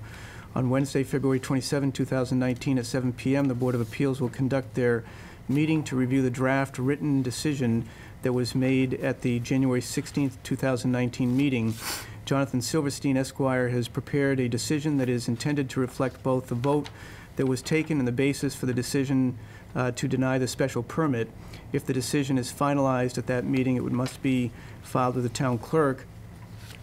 Additionally, the Board of Appeals members will discuss the process to follow for the consideration of a request from Bettering LLC for reasonable accommodations with respect to the application to construct a substance abuse detoxification center. Consideration of whether or not to grant a reasonable accommodation will not take place at the meeting on February 27th. Instead, a separate meeting will need to be scheduled. The board's, that is the Board of Appeals' next scheduled meeting on March 13th, 2019, apparently has a full agenda, which may mean the reasonable accommodations matter is scheduled for a later date. The board will also consider whether with the advice of Jonathan Silverstein, whether or not to conduct a meeting as a public hearing, and will receive council's opinion as to whether the decision to grant a reasonable accommodation requires a simple majority or a supermajority. I will tell you that my understanding in talking to council is that it is his recommendation to hold a public hearing and believes also, based upon his legal review, that a decision would require a supermajority. Mr. Chairman, can I just make a couple of quick comments? Jeff, if we can go back to the memo, just the very last sentence you put in here, the first paragraph. If the decision is finalized at that meeting, it must be filed with the town clerk. Can you explain to me what that says? I mean, I get it, but I want to try to understand it. So gonna the be taking a vote? the decision of the Board of Appeals on the 19th of January was to deny the special permit. So that decision has to be filed with the town clerk. Now, are they going to take a vote at that meeting relative to that decision, or is it automatically going to get filed?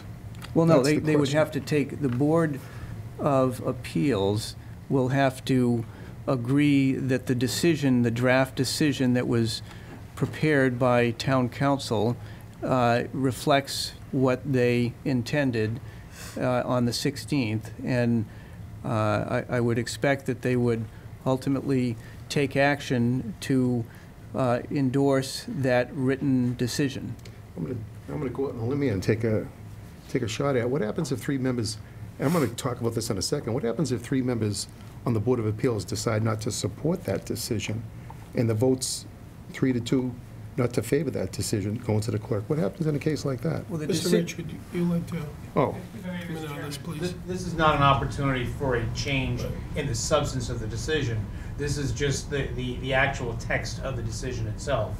The zoning board of appeals has to come to a agreement on how that decision is going to be translated. So they'll be discussing the content of essentially the report of the decision that goes to the town clerk. But this is not an opportunity to essentially reconsider the vote that denied the special I permit. get that, but what about the decision itself? Is there going to be a vote of the Board of Appeals to accept? So here's my point.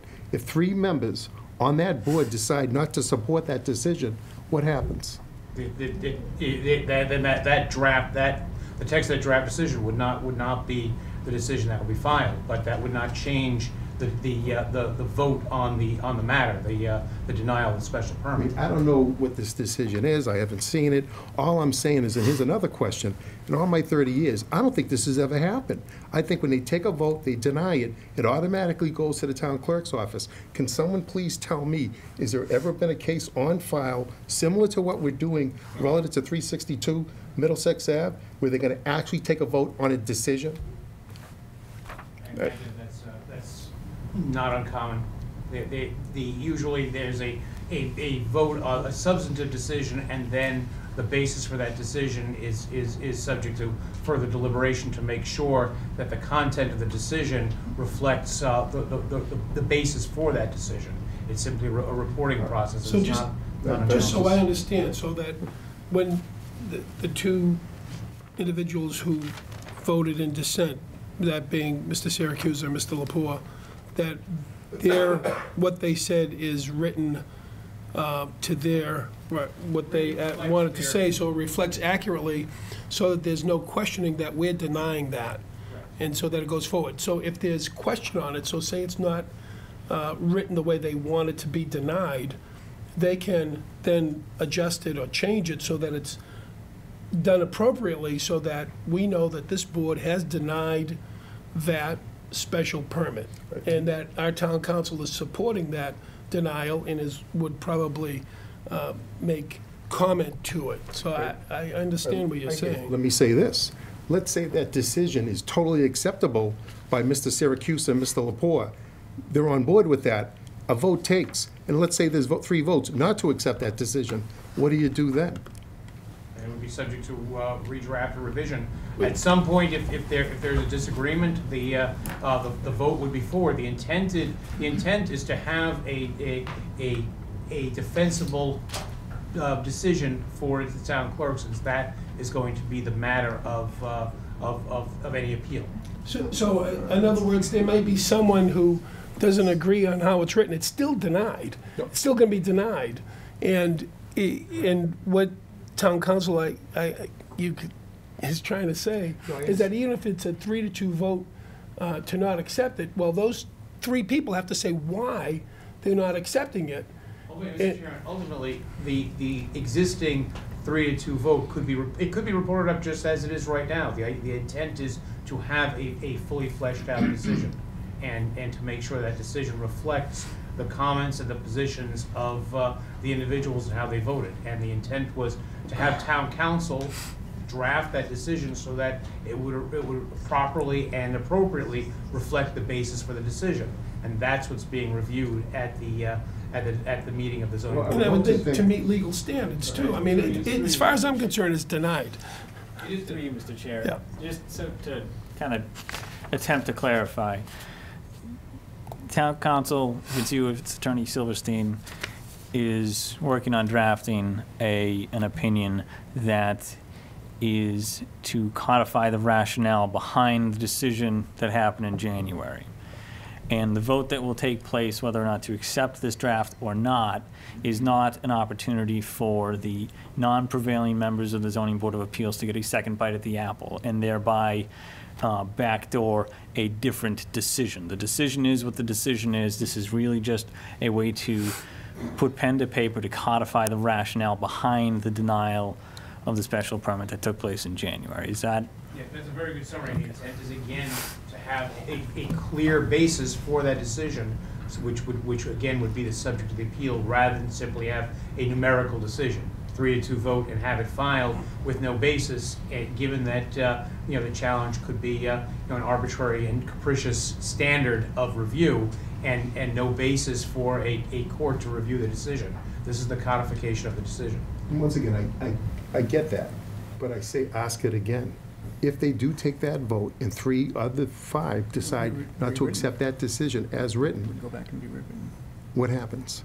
The 3-2 vote, the existing 3-2 vote would go forward with no support, with no codification. No, I understand that, but what that bothers me, I would like to find out, number one, has this ever happened here in the town of Wilmington Board of Appeals? I don't think it ever has. I could be wrong. I would love to get that answer. And number two, if we never done that, and this is the first time this happens, all we're doing is telling the applicant's attorney, giving him more teeth to bring an argument against the town in that decision. I hope to think that's not the case. If I may, Mr. Chairman, it's again going to be the position that will be defended in court, and it does not open up the town for greater challenge. It in fact gives a basis for that decision, which would then be defended. All right. Okay, thank you.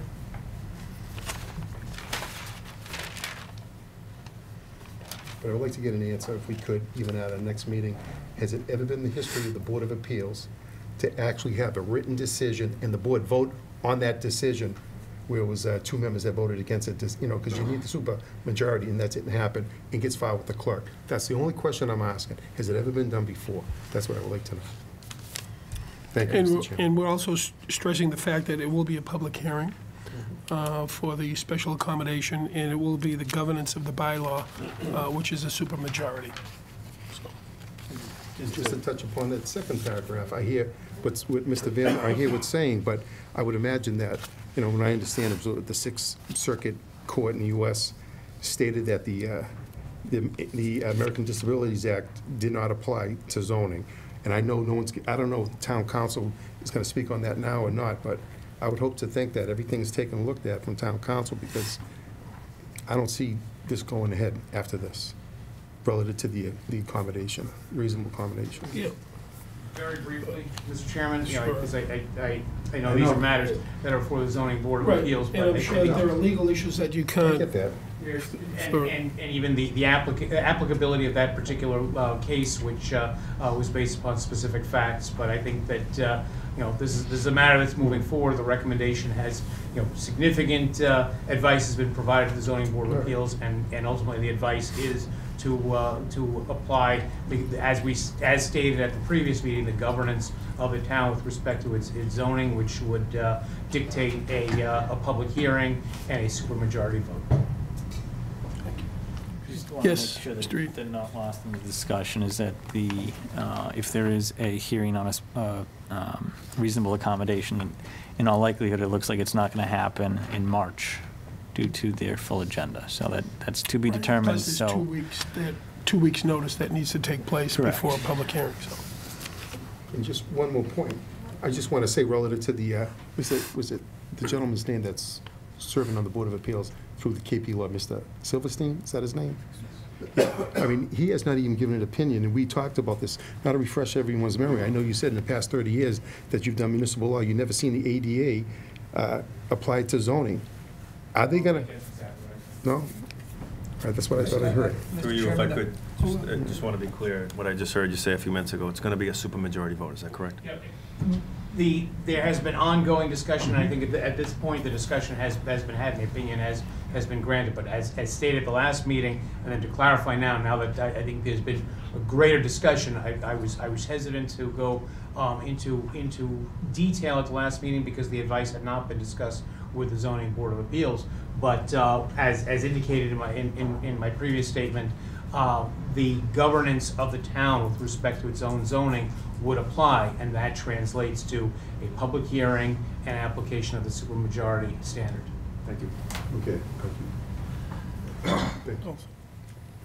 Mr. Hull, do you have I was some? just going to comment that I know there's a number of different instances where different court cases have been presented to the Board of Appeals, and it seems the implication is that Jonathan Silverstein, who is representing us as town council, has not been evaluating this case, which is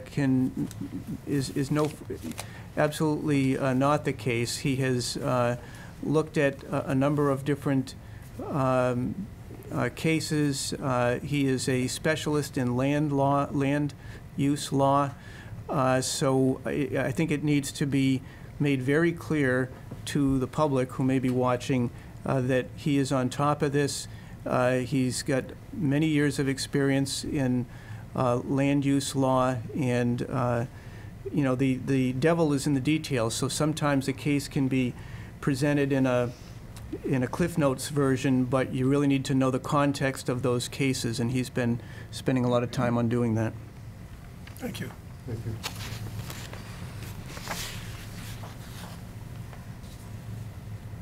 Next is correspondence from the concerned citizens of Wilmington, and the correspondence is actually from Ginny Charbonnier.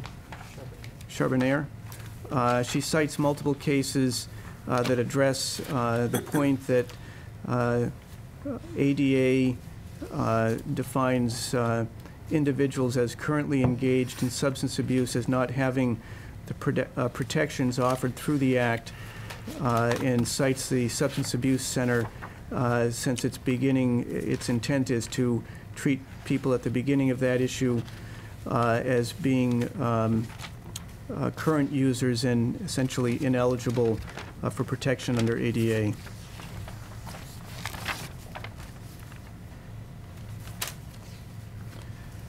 Next is correspondence from Catherine Mahoney, who is the representative from Xfinity, and she highlights some program changes to their offering.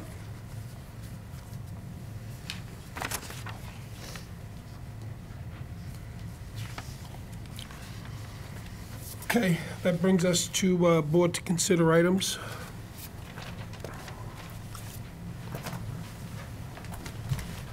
The first item under board to consider is a request from Dana Burnham, president of the Wilmington Farmers Market, once again requesting the use of the town Swain Green between Sunday, June 16th and October 23rd of 2019, 10 a.m. to 1 p.m.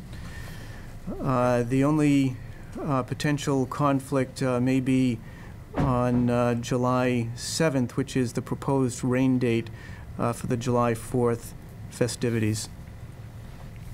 Okay, is there a motion to accept the request? So moved. Second. By Mr. Bendel, seconded by Mr. Eaton. Any discussion? All in favor? It's unanimous. Next is a letter from the Wilmington Band Parents and Friends respectfully requesting the use of the front of the Roman House for the Memorial Day Parade for their yearly fundraising activities. As you know, the parade is on May 27th. Would like to be able to set up around 7 a.m. in the morning. And they'll be selling a number of different items, including food and water and other refreshments. Motion by Mr. Eaton, seconded by Mr. Bendel. Any discussion on the request? All in favor? It's unanimous. The next is a request from the Wilmington Band Parents and Friends to sell refreshments during the recreation Concerts on the Common series, which, as you know, runs 4 dates in July, and July 10th, 17th, 24th, and 31st. Motion for the request. So moved. Mr. Bennett. Second. Oh, I think I heard Mr. Eaton. They're beating you. Any discussion on the motion? All in favor? It's unanimous. Then the next request is again from the Wilmington Band Parents and the Sons of Italy, looking to co-sponsor a yard sale to raise funds for both groups. This will be their 7th year doing so. We're writing to request permission to use the Swain School parking lot and grass area on Saturday, September 7th, 2019, 7 a.m. to 5:30 p.m. with a rain date of Saturday, September 21st. Is there a motion? So moved. Mr. McCoy, second. Second. Mr. Eaton, any discussion? All in favor? Unanimous. Next is a request from Nancy Roberts, president of Touchdown Club of Wilmington. It's a fundraising group for the football team to use the parking lot at the 4th of July building for the annual Wilmington High School football car wash on Sunday, August 11th, 9 to noon, the rain date being the 18th of August. As I did check with Dana Burnham from the farmers market, and they have no concerns about this group being there on the same time. I'll move to grant the request. Okay, Mr. Bendel, is there a second? Second. Mr. McCoy, any discussion? All in favor? It's unanimous. And next is discussion, board to consider designating a member to serve on the screening committee for the finance director, town accountant position. Okay, and Mr. Eaton has volunteered to serve representing the Selectmen on the screening committee for the finance director, town accountant position. Unless there's someone else that wishes to serve on there as well, that'd be fine. If not, I make a motion to... tag, he's it. Yeah, okay. Yeah. Do I need a motion? No, make a motion. I make a motion that we appoint Selectman Eaton to serve on the committee as described by the town chairman of the board. Motion by Mr. McCoy, seconded by Yeah, I'll second it. Mr. Bendel. Any discussion? All in favor? And you're on. Great. And we're at public comments. So we'll start with public comments, just so, as I've said in the past, public comments is for public comments. It's generally not a question and answer session, but if there are questions related to the agenda, we will do our best to answer them. If there are questions not related to the agenda, it may be outside the open meeting law, I would caution my fellow board members to answer those questions under new business, but if you wish to answer them at the time that they're asked, you can certainly do so. So for public comments, if you would, when you speak, if you could just state your name and address, and we'll get right to it. Yes. Suzanne Sullivan, 60 Lawrence Street. I'm over the last, I don't know, maybe month and a half coming to these meetings. I've continually asked this board if this board is going to make sure that they protect and defend the bylaws of the town. So I'm here again, and after hearing the discussion tonight on the memorandum that the town manager drafted up, whether with help from town council or whatever the case may be, I stand here once again and ask this board whether or not you're going to make sure that you defend the town's bylaws. And I will read this to you. This is from the rules and regulations of the Wilmington Board of Appeals. So I'm going to get a little bit more specific tonight. 3.5.3, and I hope town council is also listening. Repetitive petition. No appeal, application, or petition which has been unfavorably and finally acted upon by the Board of Appeals should be acted favorably upon within 2 years after the date of final unfavorable action. unless one, all but one of the members of the planning board consent to a petition after notice is given to parties in interest of the time and place of the proceedings to consider such consent, and two, the Board of Appeals finds specific and material changes in the conditions upon which the previous unfavorable action was based and describes such changes in its records prior to scheduling a new hearing. The discussion once again tonight about this accommodation in our minds is illegal. There is no basis for them to be coming to the Board of Appeals, and this town is setting up a process that is counter to the bylaws of the town. This is not only the town bylaws, this is state statute. Should I read it again? It's on the website. You guys can get it yourself. So are we gonna have to sit here more and listen to this fake process that's coming forward? There is no process allowed under the bylaws for that petition or any way for them to come in under an accommodation to the Board of Appeals. And I keep continually asking for someone to state to me exactly where the law is that they can do that. And I have yet to hear that. I've heard a lot of stuff going around, but I still have yet to hear chapter and verse of how they can come forward with an accommodation petition after they just got a denial on a zoning issue or special permit from the Zoning Board of Appeals. I still do not have that answer, Mr. Chairman. I have asked many times every time I come here. I still don't have the answer. And all I hear is a more fake process that you are developing for this applicant against our own bylaws and against the vote of the Board of Appeals. Do I have to read it again? A fake Or process. did we get it? A fake 'Cause process that I'll I'm keep developing? repeating it if I have to. It's called repetitive petition. It's not allowed. It was voted down, plain and simple. Deal with it. They have a recourse. It's called land court. I would also like to know what the criteria was for the picking people for the Route 38 redevelopment. What was the criteria for the appointments? I was looking for individuals with some diversity of background, certainly individuals that had some basis in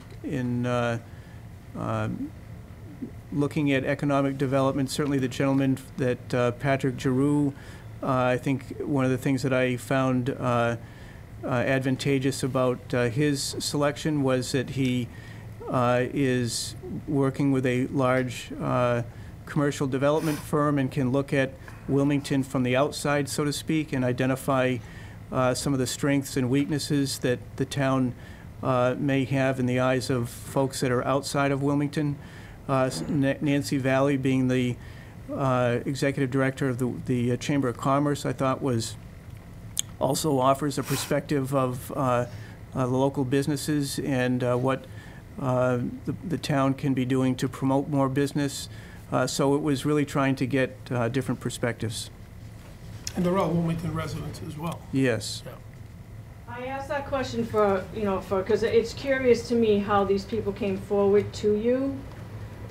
Because I sat at the last meeting when it was discussed, and I thought, my understanding was that there was going to be a process for appointing people, and what I saw tonight here was, I don't know, that was not process. That was flying by your pants, I don't understand. It almost seems like you don't want anybody else to participate except for maybe who you handpicked, Jeff. I don't know. And as far as the town meeting committee goes, I see kind of a lot of town employees. Once again, I don't see any residents or any citizens that have been picked so far in the discussion I heard. I don't know who's on the bylaw committee, but so far all I've heard you guys put out there are town employees. Well, maybe Mr. McCoy can answer who's on the bylaw committee since he served there. Were they all town employees on the bylaw committee? I don't know exactly who did what kind of employment. I know we had an attorney. I know we had a public accountant. I believe somebody works for the Department of Transportation. I don't know. But were they employees of the There town? were two. Valerie Gingrich was a town employee, and Sharon George was a town employee. She's the clerk. You know, Who would what serve one on would it. think in this kind of a circumstance where you're talking about elections, someone who actually is involved in elections would be important to have on that committee. I'm not saying that they wouldn't be. Well, you're I'm saying suggesting that if they're including. town I'm not saying employees, anybody that, that you appointed should not be appointed. Just like I'm not saying that anybody that you appointed on the Route 38 redevelopment committee shouldn't be appointed. What I'm asking for is what the criteria is for these committees. Are they just hand-picked people that are you're good friends with, or you know this one or that one? What about the No, other that's citizens? kind of I'm not- offensive. I think I'm Mr. talking Hull- about the I think residents of the Mr. Hull- town too. Pick the appropriate people for that. I have, Yes, I hold have on. no personal relationship with Patrick Giroux, with Nancy Valley, with Lily Maselli. I have no personal Well, how did they come to relationships. you, I guess is the question, what the Because criteria I was. inquired of Analog, because I felt it would be important to have a representative from Analog, largest employer in town. Again, looking at the town from a different perspective, not the insular perspective of people that don't go outside of Wilmington, but a corporate citizen who sees Wilmington compared to all the other places they do business with, and perhaps offering a different perspective. Mr. Mike Herrera, who is the general manager over there, was not able to get involved, but his one of his assistants was. She happens to be a Wilmington resident, which I thought offered a unique perspective because she is from town as well as working for the company. That was the basis for her selection. Patrick Giroux sent me an email expressing interest. I interviewed him, spoke with him, seemed like a sharp young guy. Again, because of his background, I felt he would be an appropriate person to serve. Nancy Valley, I spoke with her because of her position on the chamber. So I don't have any, you know, there isn't any dark conspiracy that I went through in terms of trying to select these people. Mr. Eaton? Oh, hang on one second. Yes, Mr. Eaton. I wanted to read the memorandum that Mr. Hall had given us that he had dated January 4th, which was just prior to our meeting where we accepted, or we had made a motion to accept the town manager's recommendations to form an economic development committee. I'm just reading a paragraph from it. The second key step is identifying individuals willing to volunteer their time to be actively engaged in the work associated with fulfilling the committee's purpose. The committee will be comprised of 7 members, including myself and Valerie Gingrich, Planning and Conservation Director of our designees, and a designee from the Board of Selectmen. I expect to appoint a representative from the Wilmington-Tewksbury Chamber of Commerce, 2 local business owners who may or may not be affiliated with the chamber, and a resident at large.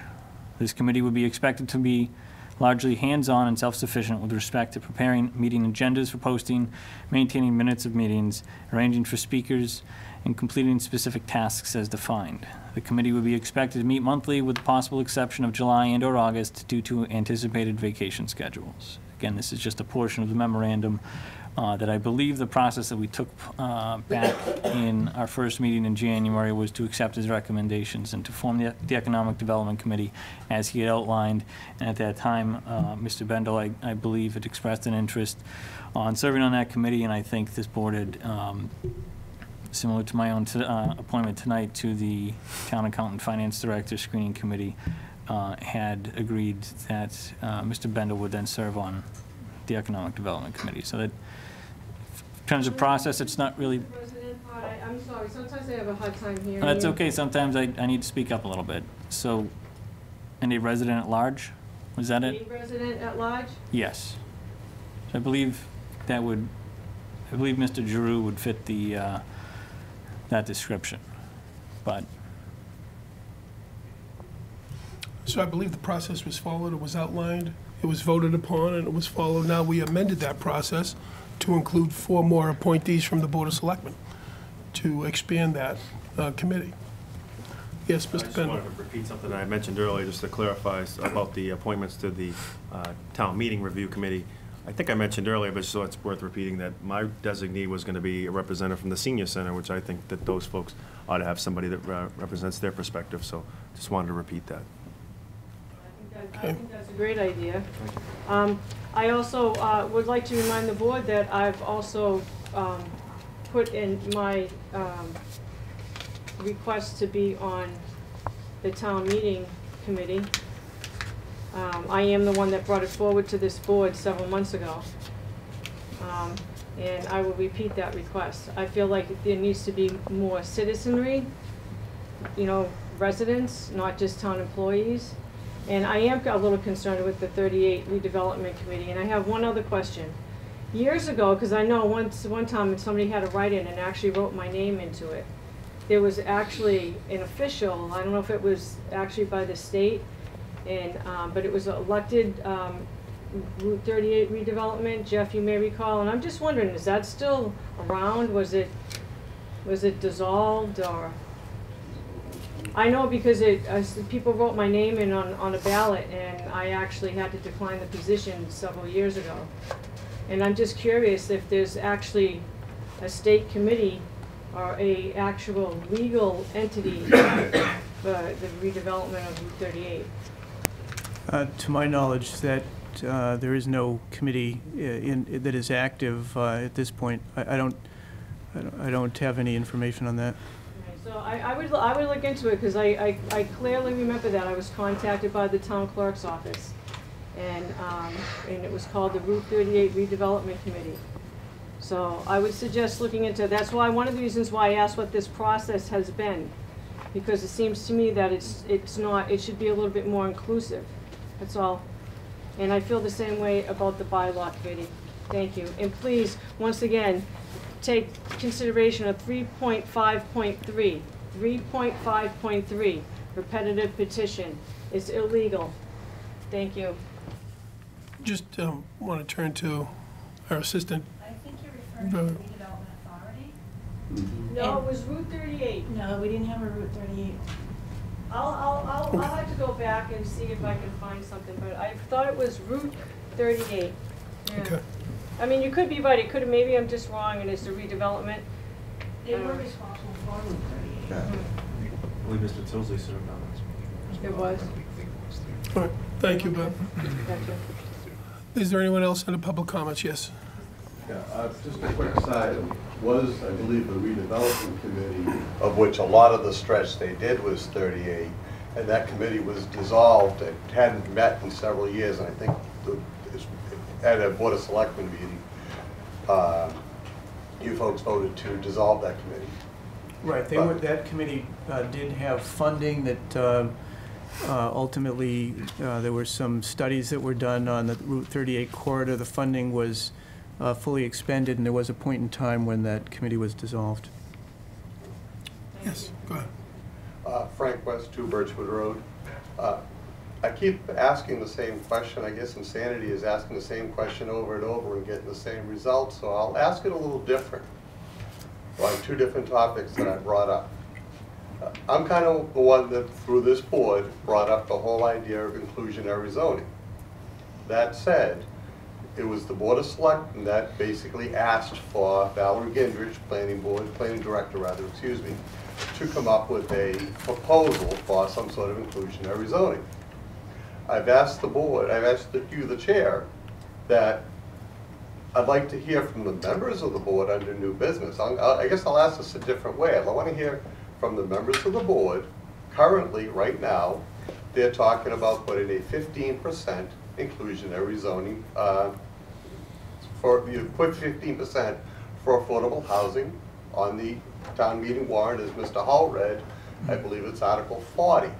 Now, I don't think that's been 100% finalized yet, from what I am understanding.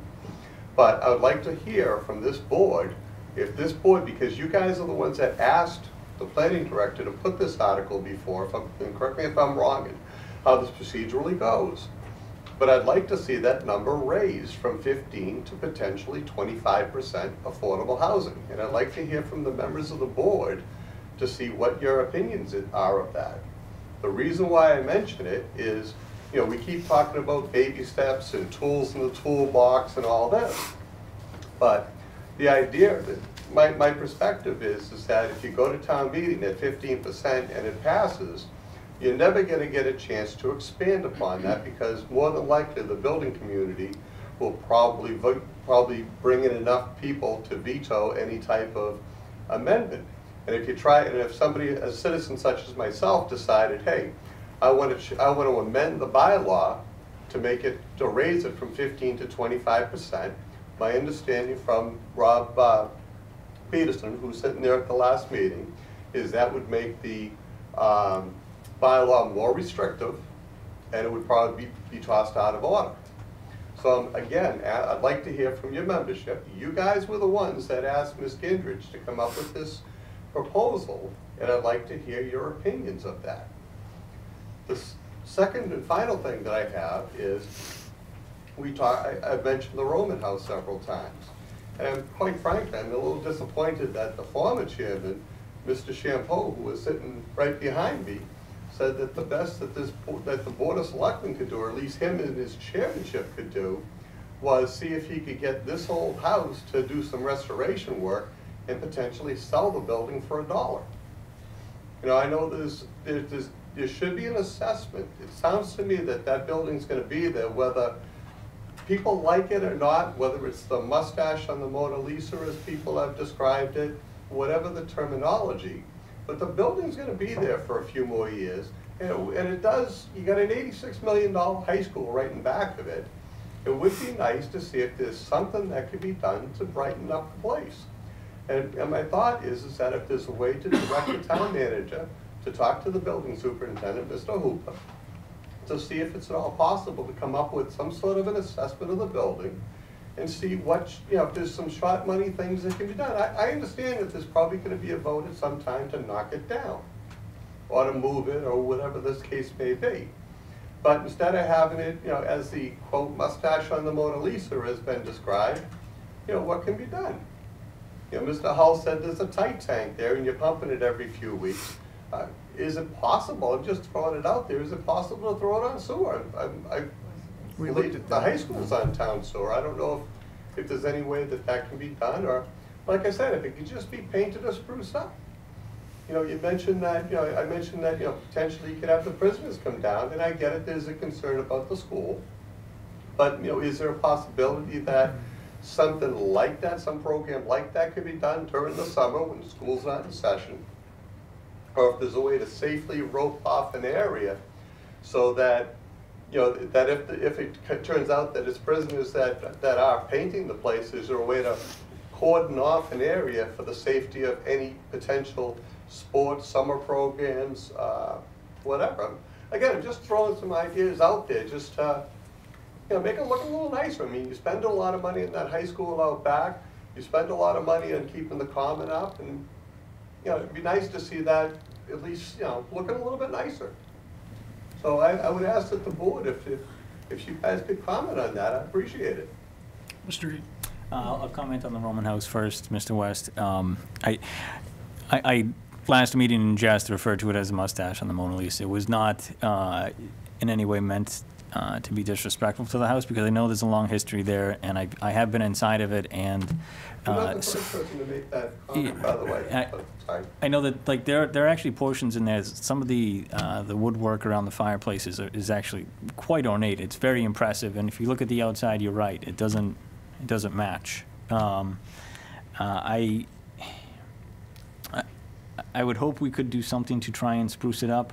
I don't want to spend too much money on something that at some point something's going to happen with, because I don't think that it is really equipped to house central administration for the school. I'm not a tall person, but walking from the second floor down to the first, I bumped my head on the ceiling because it was built at a time where I probably would have been considered tall. With regards to the inclusionary zoning bylaw, I respect your idea. I think it's a very clever idea to try and ask for maybe more than you can get, because you can always fall back. I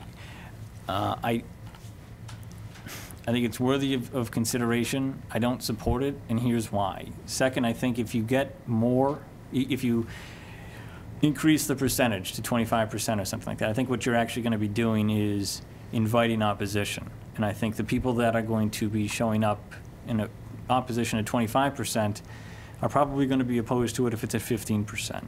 And second, because I think that the process that the town took to get an inclusionary zoning bylaw at our direction was very open. We had, Ms. Gingrich held a don't know if you want to call it, it wasn't really a seminar, it was really more of an open forum to invite people to come in to get their ideas. So I do want to respect the effort that went into putting that, not solely by Ms. Gingrich, but also by the people that care about this issue, such as yourself, that showed up and had their opinions heard. This is going to be one of those things where you have people pulling in different directions, and I think that the inclusionary zoning bylaw, there's going to be a lot of people that think, well, it's not perfect, but when contrasted with not having one for another year, I think it's better than, I think we need to be concerned about the risk of not incorporating an inclusionary zoning bylaw. I do thank you for your bringing it up, because you were right. I was in the audience last year, and you were banging the drum of inclusionary zoning, and I think that this board has done what it can to get to this point, understanding that there are variables as part of any draft inclusionary zoning bylaw that are always going to be subject to debate. Thank you.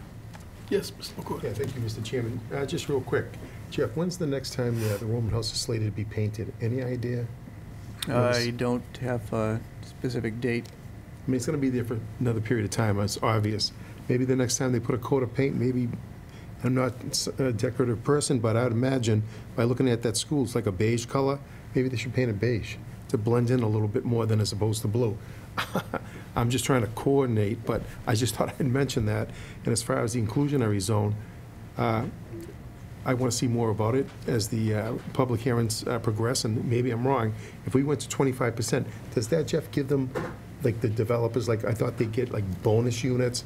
I thought with the increase of making it more affordable, they get bonus units. So if they did go to 25%, I could be wrong, that they would maybe increase bonus units they would get. I don't know. Under if the that, current version? I don't know. I could be wrong, but I remember reading something about bonus units. So if Right. they did increase the units, so many units per acre, if it was affordable, then they would get bonus units. So what I'm asking, if we go to 25%, doesn't a developer get bonus units because of that increase? Therefore, he makes more, builds more units at the market rate, therefore compensating any money that he would spend on the affordables. I could be wrong. I thought I read that somewhere. Mr. Chairman? All right. Yes. Thanks. Just to answer Mr. West's questions. First, on the Roman house, I don't think I'd be in favor of investing any money for an assessment. We do have the facilities master plan in which that building was just assessed under that, so we could reference that when looking at the current condition of it. I mean, that was done just in the last year or so, so I think that would be pretty relevant.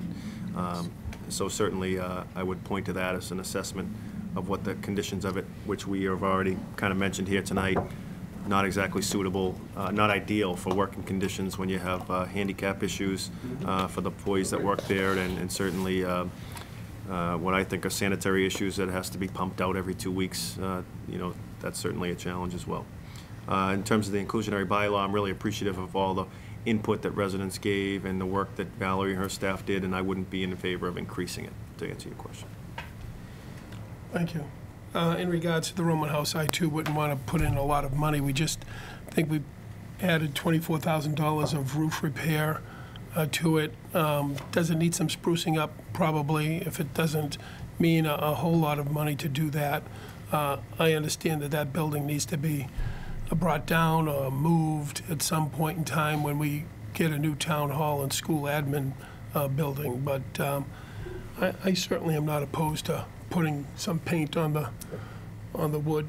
Yes? Yeah, and I guess perhaps maybe if I could just help preface my statements by saying that, you know, I'm not opposed to what you're suggesting, but I think that a better allocation of that might be to spruce up the wildwood, you know, some place that's really deteriorated fast, that our kids are there every day, and to me, that would be a better allocation of funds, just as an example.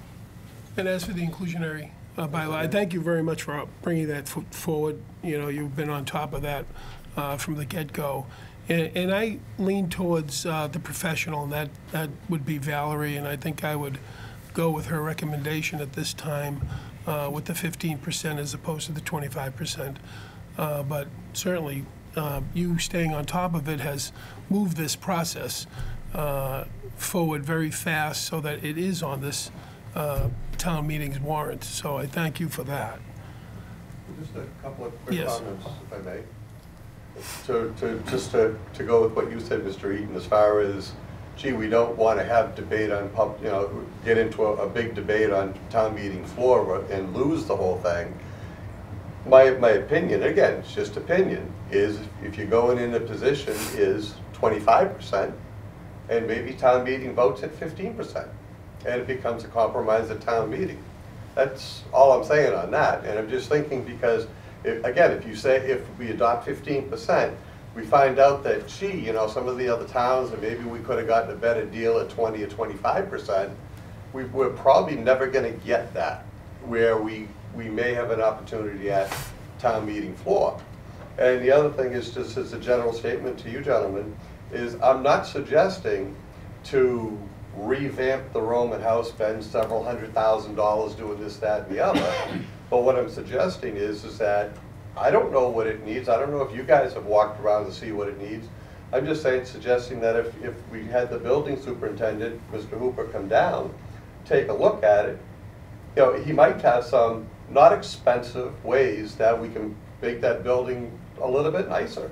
Be it a paint job, or does it need a new set of steps or something? Just something to, something to showcase it better with the school in the background and the common in the front. I mean, we're trying to. We got an economic committee. We got you got all these committees that are trying to show how wonderful and vibrant Wilmington is.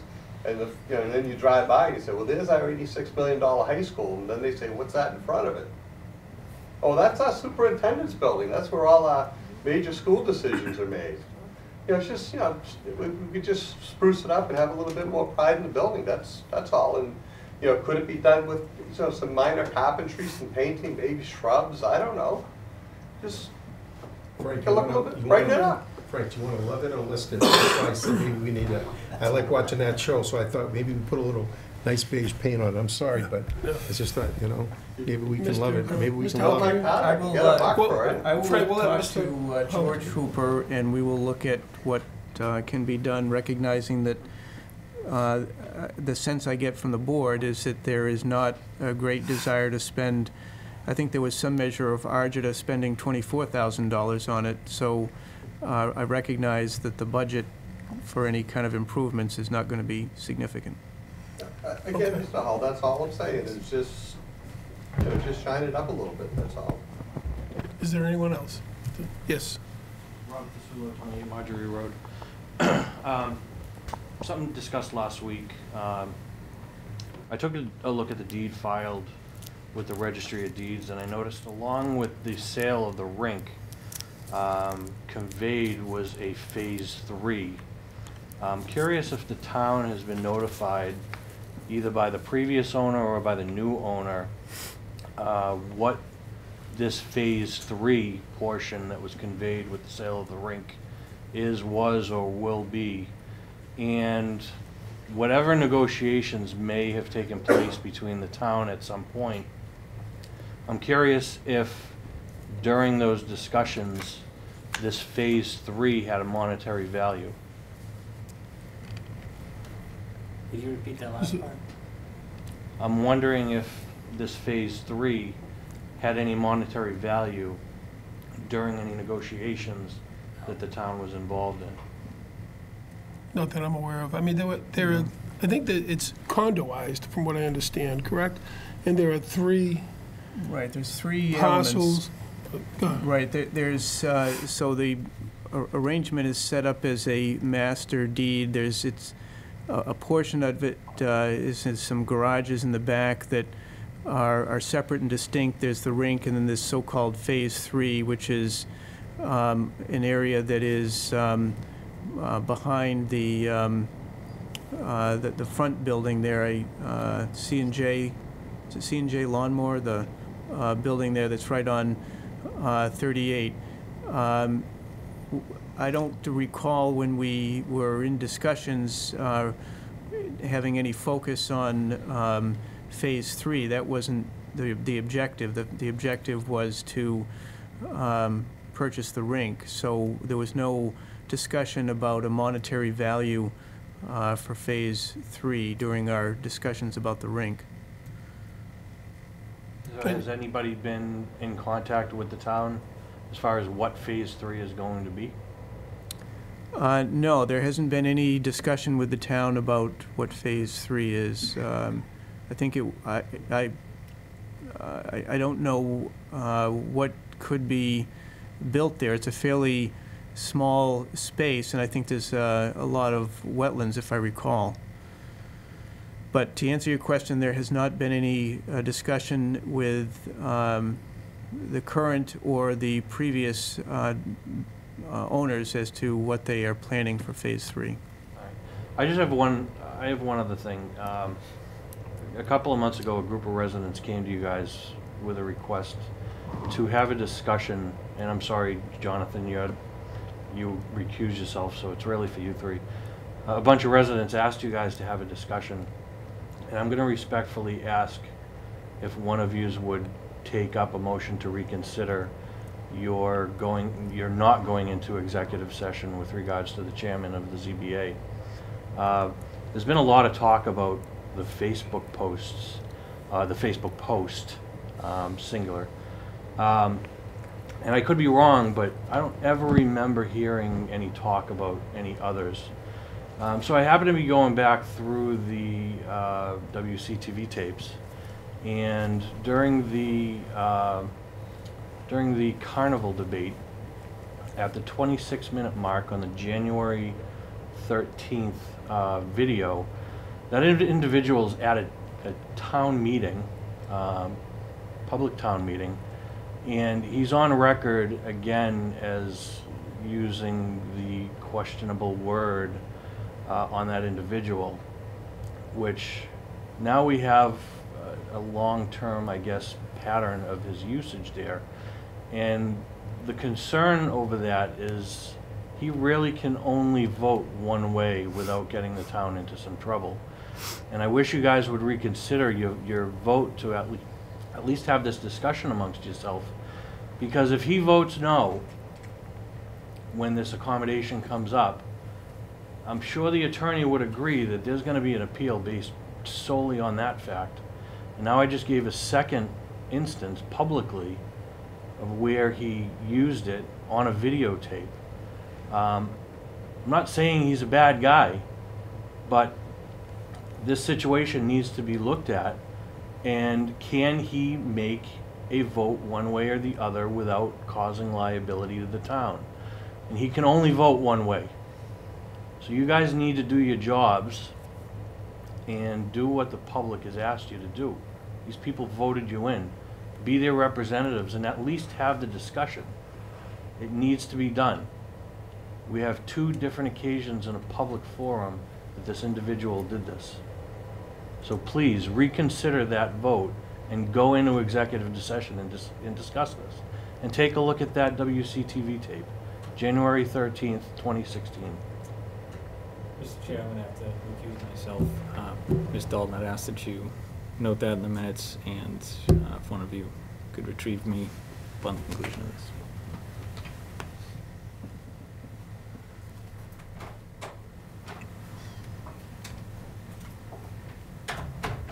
Thank you. Okay. That's all. Thank you. Is there anyone else? Yes. I would just like to ask for Why don't we clarification. just get them Oh. straight?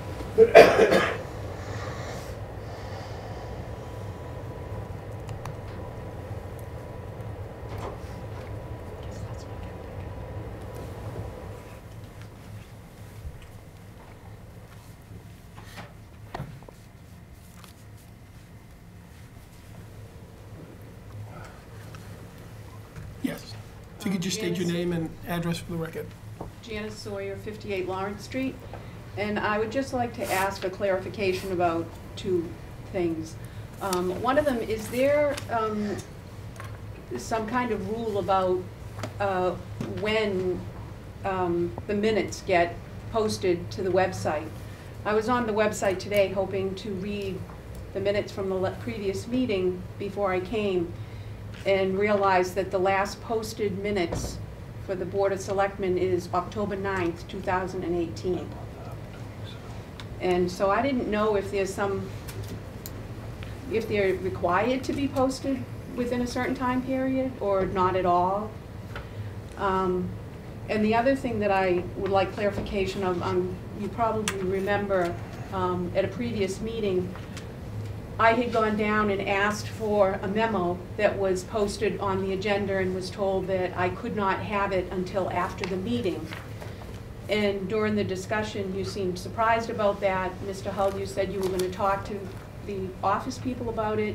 Mr. Eaton made a joke about, we always get our packets on Friday night, the police bring them to us.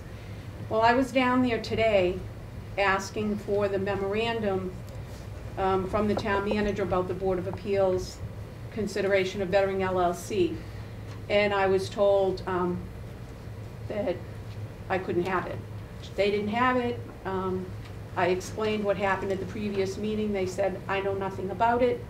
I left my email address with 2 different people who said that they were going to contact you to get it and send it to me. I called back at 3 o'clock this afternoon, and nobody had it. And so, you know, when I was there, they said, oh, well, did you put in a request for it? You know, one of the 10-day requests. And I said, well, how can I put in a request for something that we didn't know existed until the agenda is posted? And you know, and I explained that I had wanted it before the meeting. So I'm a little confused because at the previous meeting, you had given me the distinct impression that we should be able to get information that's on the agenda and that you were going to talk to the staff. You should be able to get the information. I think the distinction that I had made at the time is that when the packets go out on Friday, it's been my practice. Well, first of all, requests for public information, public records, as everyone in this room I suspect knows, is that the town is obligated to provide that information within 10 days. That's the legal requirement.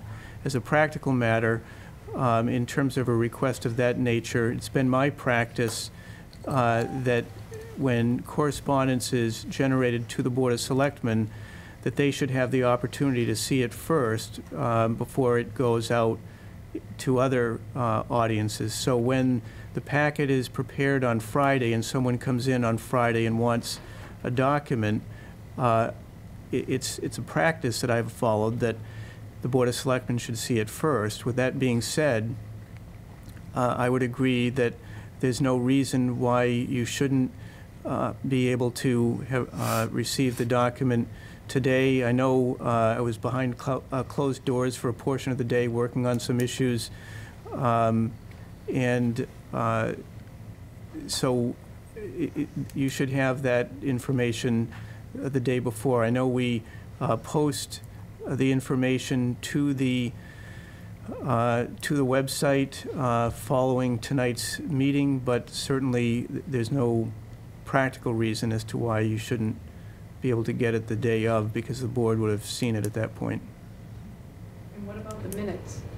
Is there any time frame that they should be on the website? I mean, there's nothing there after October of 2019, right. 2018. Yes, the minutes, they also should be posted. One of the challenges that we've had in my office is that we had 3 people leave at the end of October, beginning of November. The person who does the minutes, Beverly Dalton, is also responsible for doing payroll now, at least part of the time, because one of the people that left the town's employ was the payroll benefits person. So it's been a bit of a challenge trying to stay on top of those issues, but that is something that we are working to address, getting the minutes back on track in terms of completed and presented to the Board of Selectmen.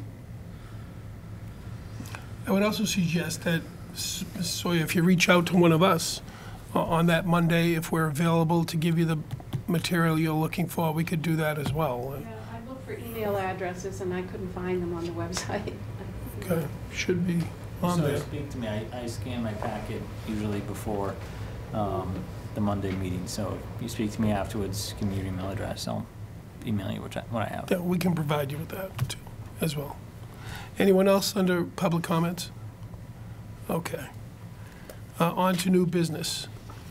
We'll start over here. Mr. Eaton, new business? No. Mr. McCoy? Yeah, I've got two things on the new business, but I do want to answer what Ms. Sullivan brought up earlier. No, I do defend the bylaws, absolutely. And the other thing, it's at your discretion, Mr. Chairman. Maybe it would be a nice thing to maybe too premature, extend an olive branch out to the new owner of the hockey rink. Maybe have him come before the Board of Selectmen, let him introduce himself to us, and maybe we can kind of cozy up to him a little bit, and hopefully he can see things in a town way. I leave that to your discretion. All right, and the other thing, Mr. Eaton, you might want to leave this room because I did want to bring up Mr. Veerman under new business. I had all intentions. You know, I just want to say quickly that I believe it warranted an executive session back then. I do believe it still warrants an executive session. I'd like to make a motion that we go in executive session to an upcoming meeting of your choice, Mr. Chairman, to discuss the issues that we were going to discuss a couple of weeks ago relative to Mr. Veerman. Okay. Do you have more? So you want us to look into an executive session again to discuss the same thing? Pretty much the exact same language that was written out to, you know, talk with Mr. Veerman.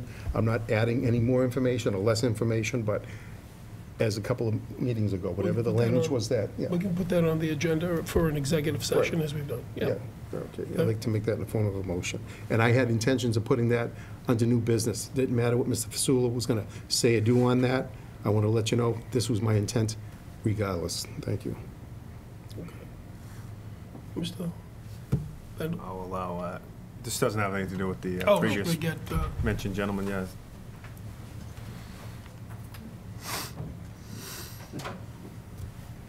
I made a motion for us to go to. well, we're going to have an executive session at one of the upcoming meetings to do that. We're going to do that. Are you going to do that? Under I thought the you needed to agenda. get a second, huh? Under the agenda. You want to have an executive session. Okay. So we'll put it into an agenda to have an executive All right, then session we're going to, as the same same thing thing. come into a vote to go in, whether or not to go in executive Correct. session. Okay, good. All right, I'm Yeah. good with that. Fine. Yeah. All right, fine. Thank you. Sorry. No problem. Just keeping with a promise that I made at the last meeting to our colleague, former colleague, Mr. Loud, he asked me to try to carry on the shout out to a veteran tonight, so I will do that for Mr. Loud, and certainly to the well-deserving veteran, Mr. Ralph Belmore, a lifelong resident here as a U.S. Army veteran from the Korea conflict, and we want to give him a shout out and thank him for his service, and I want to wish Mr. Loud well and let him know that we're thinking of him as well. Thank you. I too would want Mr. Hull to reach out to not only Mr. Gallant, the new owner of the skating rink, but to the Wilmington Youth Hockey and the Wilmington Skating Club and the Wilmington High School to make contact with them, make sure that they're moving along smoothly with the new ownership. I know that they're probably negotiating ice time, which is pretty expensive from what I hear, but just to make sure that all the negotiations are moving well, and to reach out to Mr. Gallant, maybe find out what his business plans are and how we're going to fit into that, how the youth of Wilmington will fit into those plans that he may have for the rink. So if you could do that, that would be great. And just to address one of the comments about so many town employees on committees, I don't see that. I see certain few that are on committees because of the positions that they hold, but I think that the appointments that this board makes and the town manager makes are very good, and they're a diverse group of Wilmington volunteers who are committed to working on behalf of the residents of this town. Mr. Hull.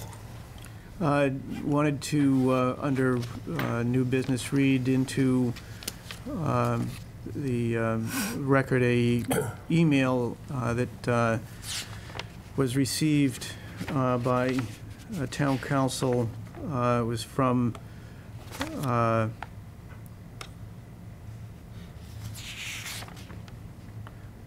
let's see, from Ms.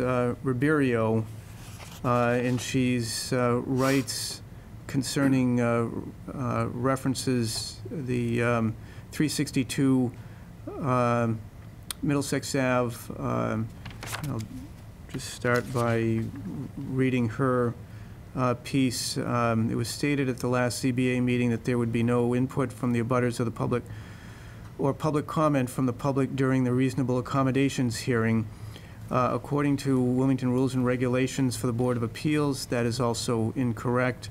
See Section 3.4.4.4, when petitioners or his representative and the inspector of buildings or other town officials have concluded, chairperson will allow all abutters of the matter under consideration to speak. Those who wish to speak will rise to address the Board of Appeals, give their name and address, and then proceed.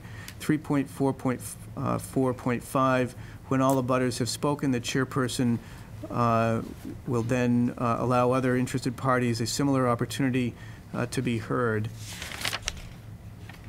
That's actually a part of the email she sent. It was actually directed to Jonathan Silverstein and Mr. Mark Rich.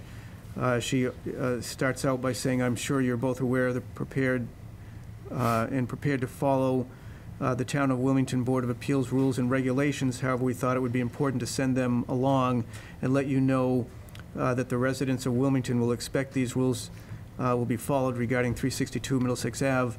As it was stated at the last Zoning Board of Appeals meeting, there will be just a majority vote for the reasonable accommodations appeal, and that no input from the public would be allowed. Mr. Attorney Jonathan Silverstein responds to this. Thank you for your email. As you requested, this will confirm receipt of your below email. I will also take this opportunity to clarify a few points of process and relating to the role of town council. As a general rule, it is not appropriate for town council to respond to inquiries or communications directly from residents of the town. Town council is appointed and directed by the Board of Selectmen and/or on its behalf, the town manager. Even town boards and departments require town manager approval to consult with town council. As I am sure you can appreciate, allowing town council to be contacted directly by residents would be highly inefficient, would lead to high legal costs, and more importantly, could result in the loss of attorney-client privilege. Notwithstanding the above, I have been authorized to provide this short response to your email in light of the significant public concern regarding the proposed project. First, there was no definitive statement made at the January 16th Board of Appeals meeting regarding the procedure for addressing the applicant's request for an accommodation under the Americans with Disabilities Act and the Fair Housing Act. It has been suggested that the chair stated there would be no public hearing on that request. This is not accurate, and I believe results from confusion regarding the two related but separate requests by the applicant. Subsequent to the vote on the special permit application, there was discussion regarding a Board of Appeals meeting at which the board would review a draft of the special permit denial decision. This discussion was originally scheduled to take place on February 13th, though that discussion was subsequently postponed to the upcoming meeting on February 27. The chair made clear that this discussion of the draft special permit denial decision would take place in an open meeting, but would not be the subject of any further hearing, in parentheses, since the public hearing on the special permit application had already been closed, end parentheses. In contrast, there were numerous statements by the chair that a new, quote, hearing, end quote, would be held on the accommodation request. The hearing was originally scheduled for February 27th, but due to the postponement of the board's discussion on the draft special permit decision, will be rescheduled to a date to be set by the Board of Appeals at their meeting on the 27th.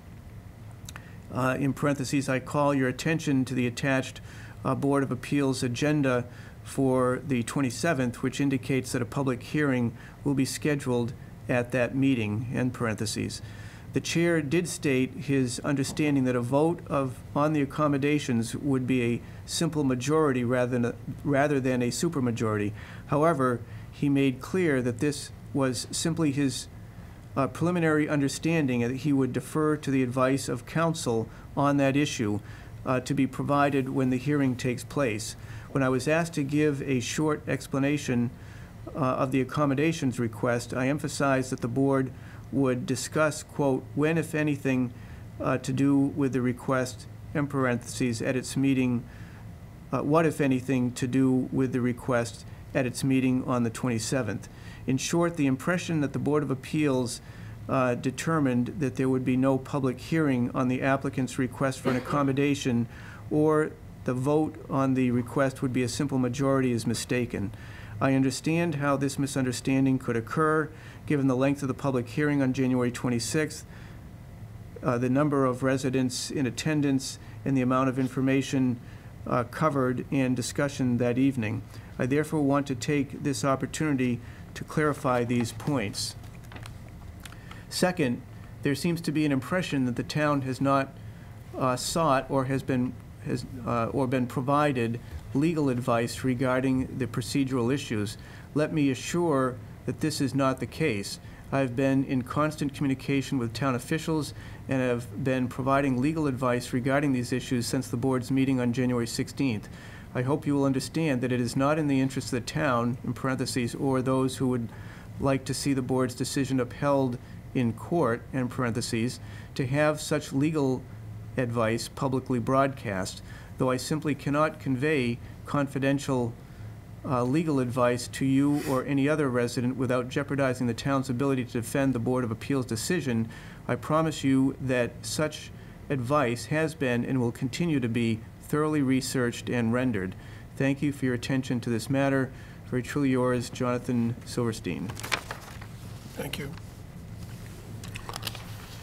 Okay, is that it for new business? Yeah, we good? Okay, on to important dates. Important dates. First is February 26th, Finance Committee meeting, Town Hall, Room 9, 7 p.m.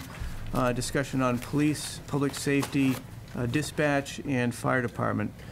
February 28th, Finance Committee meeting, the high school. This will take place at the high school, Room 1-062, 7 p.m. Regarding the Wilmington Public Schools budget. March 5th, Finance Committee meeting, Shawshene Tech, 7 p.m. regarding the tech budget. March 7th, Finance Committee meeting, Memorial Library, 7 p.m., Elderly Services and Library. March 11th, Board of Selectmen's meeting here, room 7 o'clock. Actually, we had postponed the March 12th meeting. March 19th, Finance Committee / Planning Board joint public hearing relative to the warrant for the annual town meeting, the Town Auditorium, 7 p.m. March 25th is another Board of Selectmen's meeting.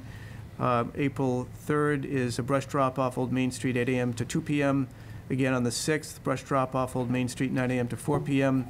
April 6th, Rabies Clinic, Public Buildings Department, noon to 2 p.m. April 8th, last day to register to vote on the annual town election and town meeting. Town clerk's office will be open from 8:30 a.m. to 8 p.m. April 8th is another Board of Selectmen's meeting. April 10th and 13th, brush drop-off, first on the 10th from 10 to 2, on the 13th from 9 to 4. On the 17th of April, brush drop-off, Old Main Street, 8 a.m. to 2 p.m. Again on the 20th, brush drop-off, 9 a.m. to 4 p.m. April 20th is the Little League Opening Day Parade. Also on the 20th is the Easter Egg Scramble, Town Common, 11 a.m. April 24th, brush drop-off, Old Main Street, 8 a.m. to 2 p.m. Again on the 27th, Old Main Street, 9 a.m. to 4 p.m. On the 27th also is the annual town election. Polls open 8 a.m. and close at 8 p.m. Town meeting is May 4th. High school auditorium starts at 10:30 a.m. And a reminder that the plastic bag ban takes effect on the 5th. That's it. Is there a motion to adjourn? Second. Motion by Mr. Eaton, seconded by Mr. McCoy. Any discussion? All in favor? And it's unanimous. Thank you and good night.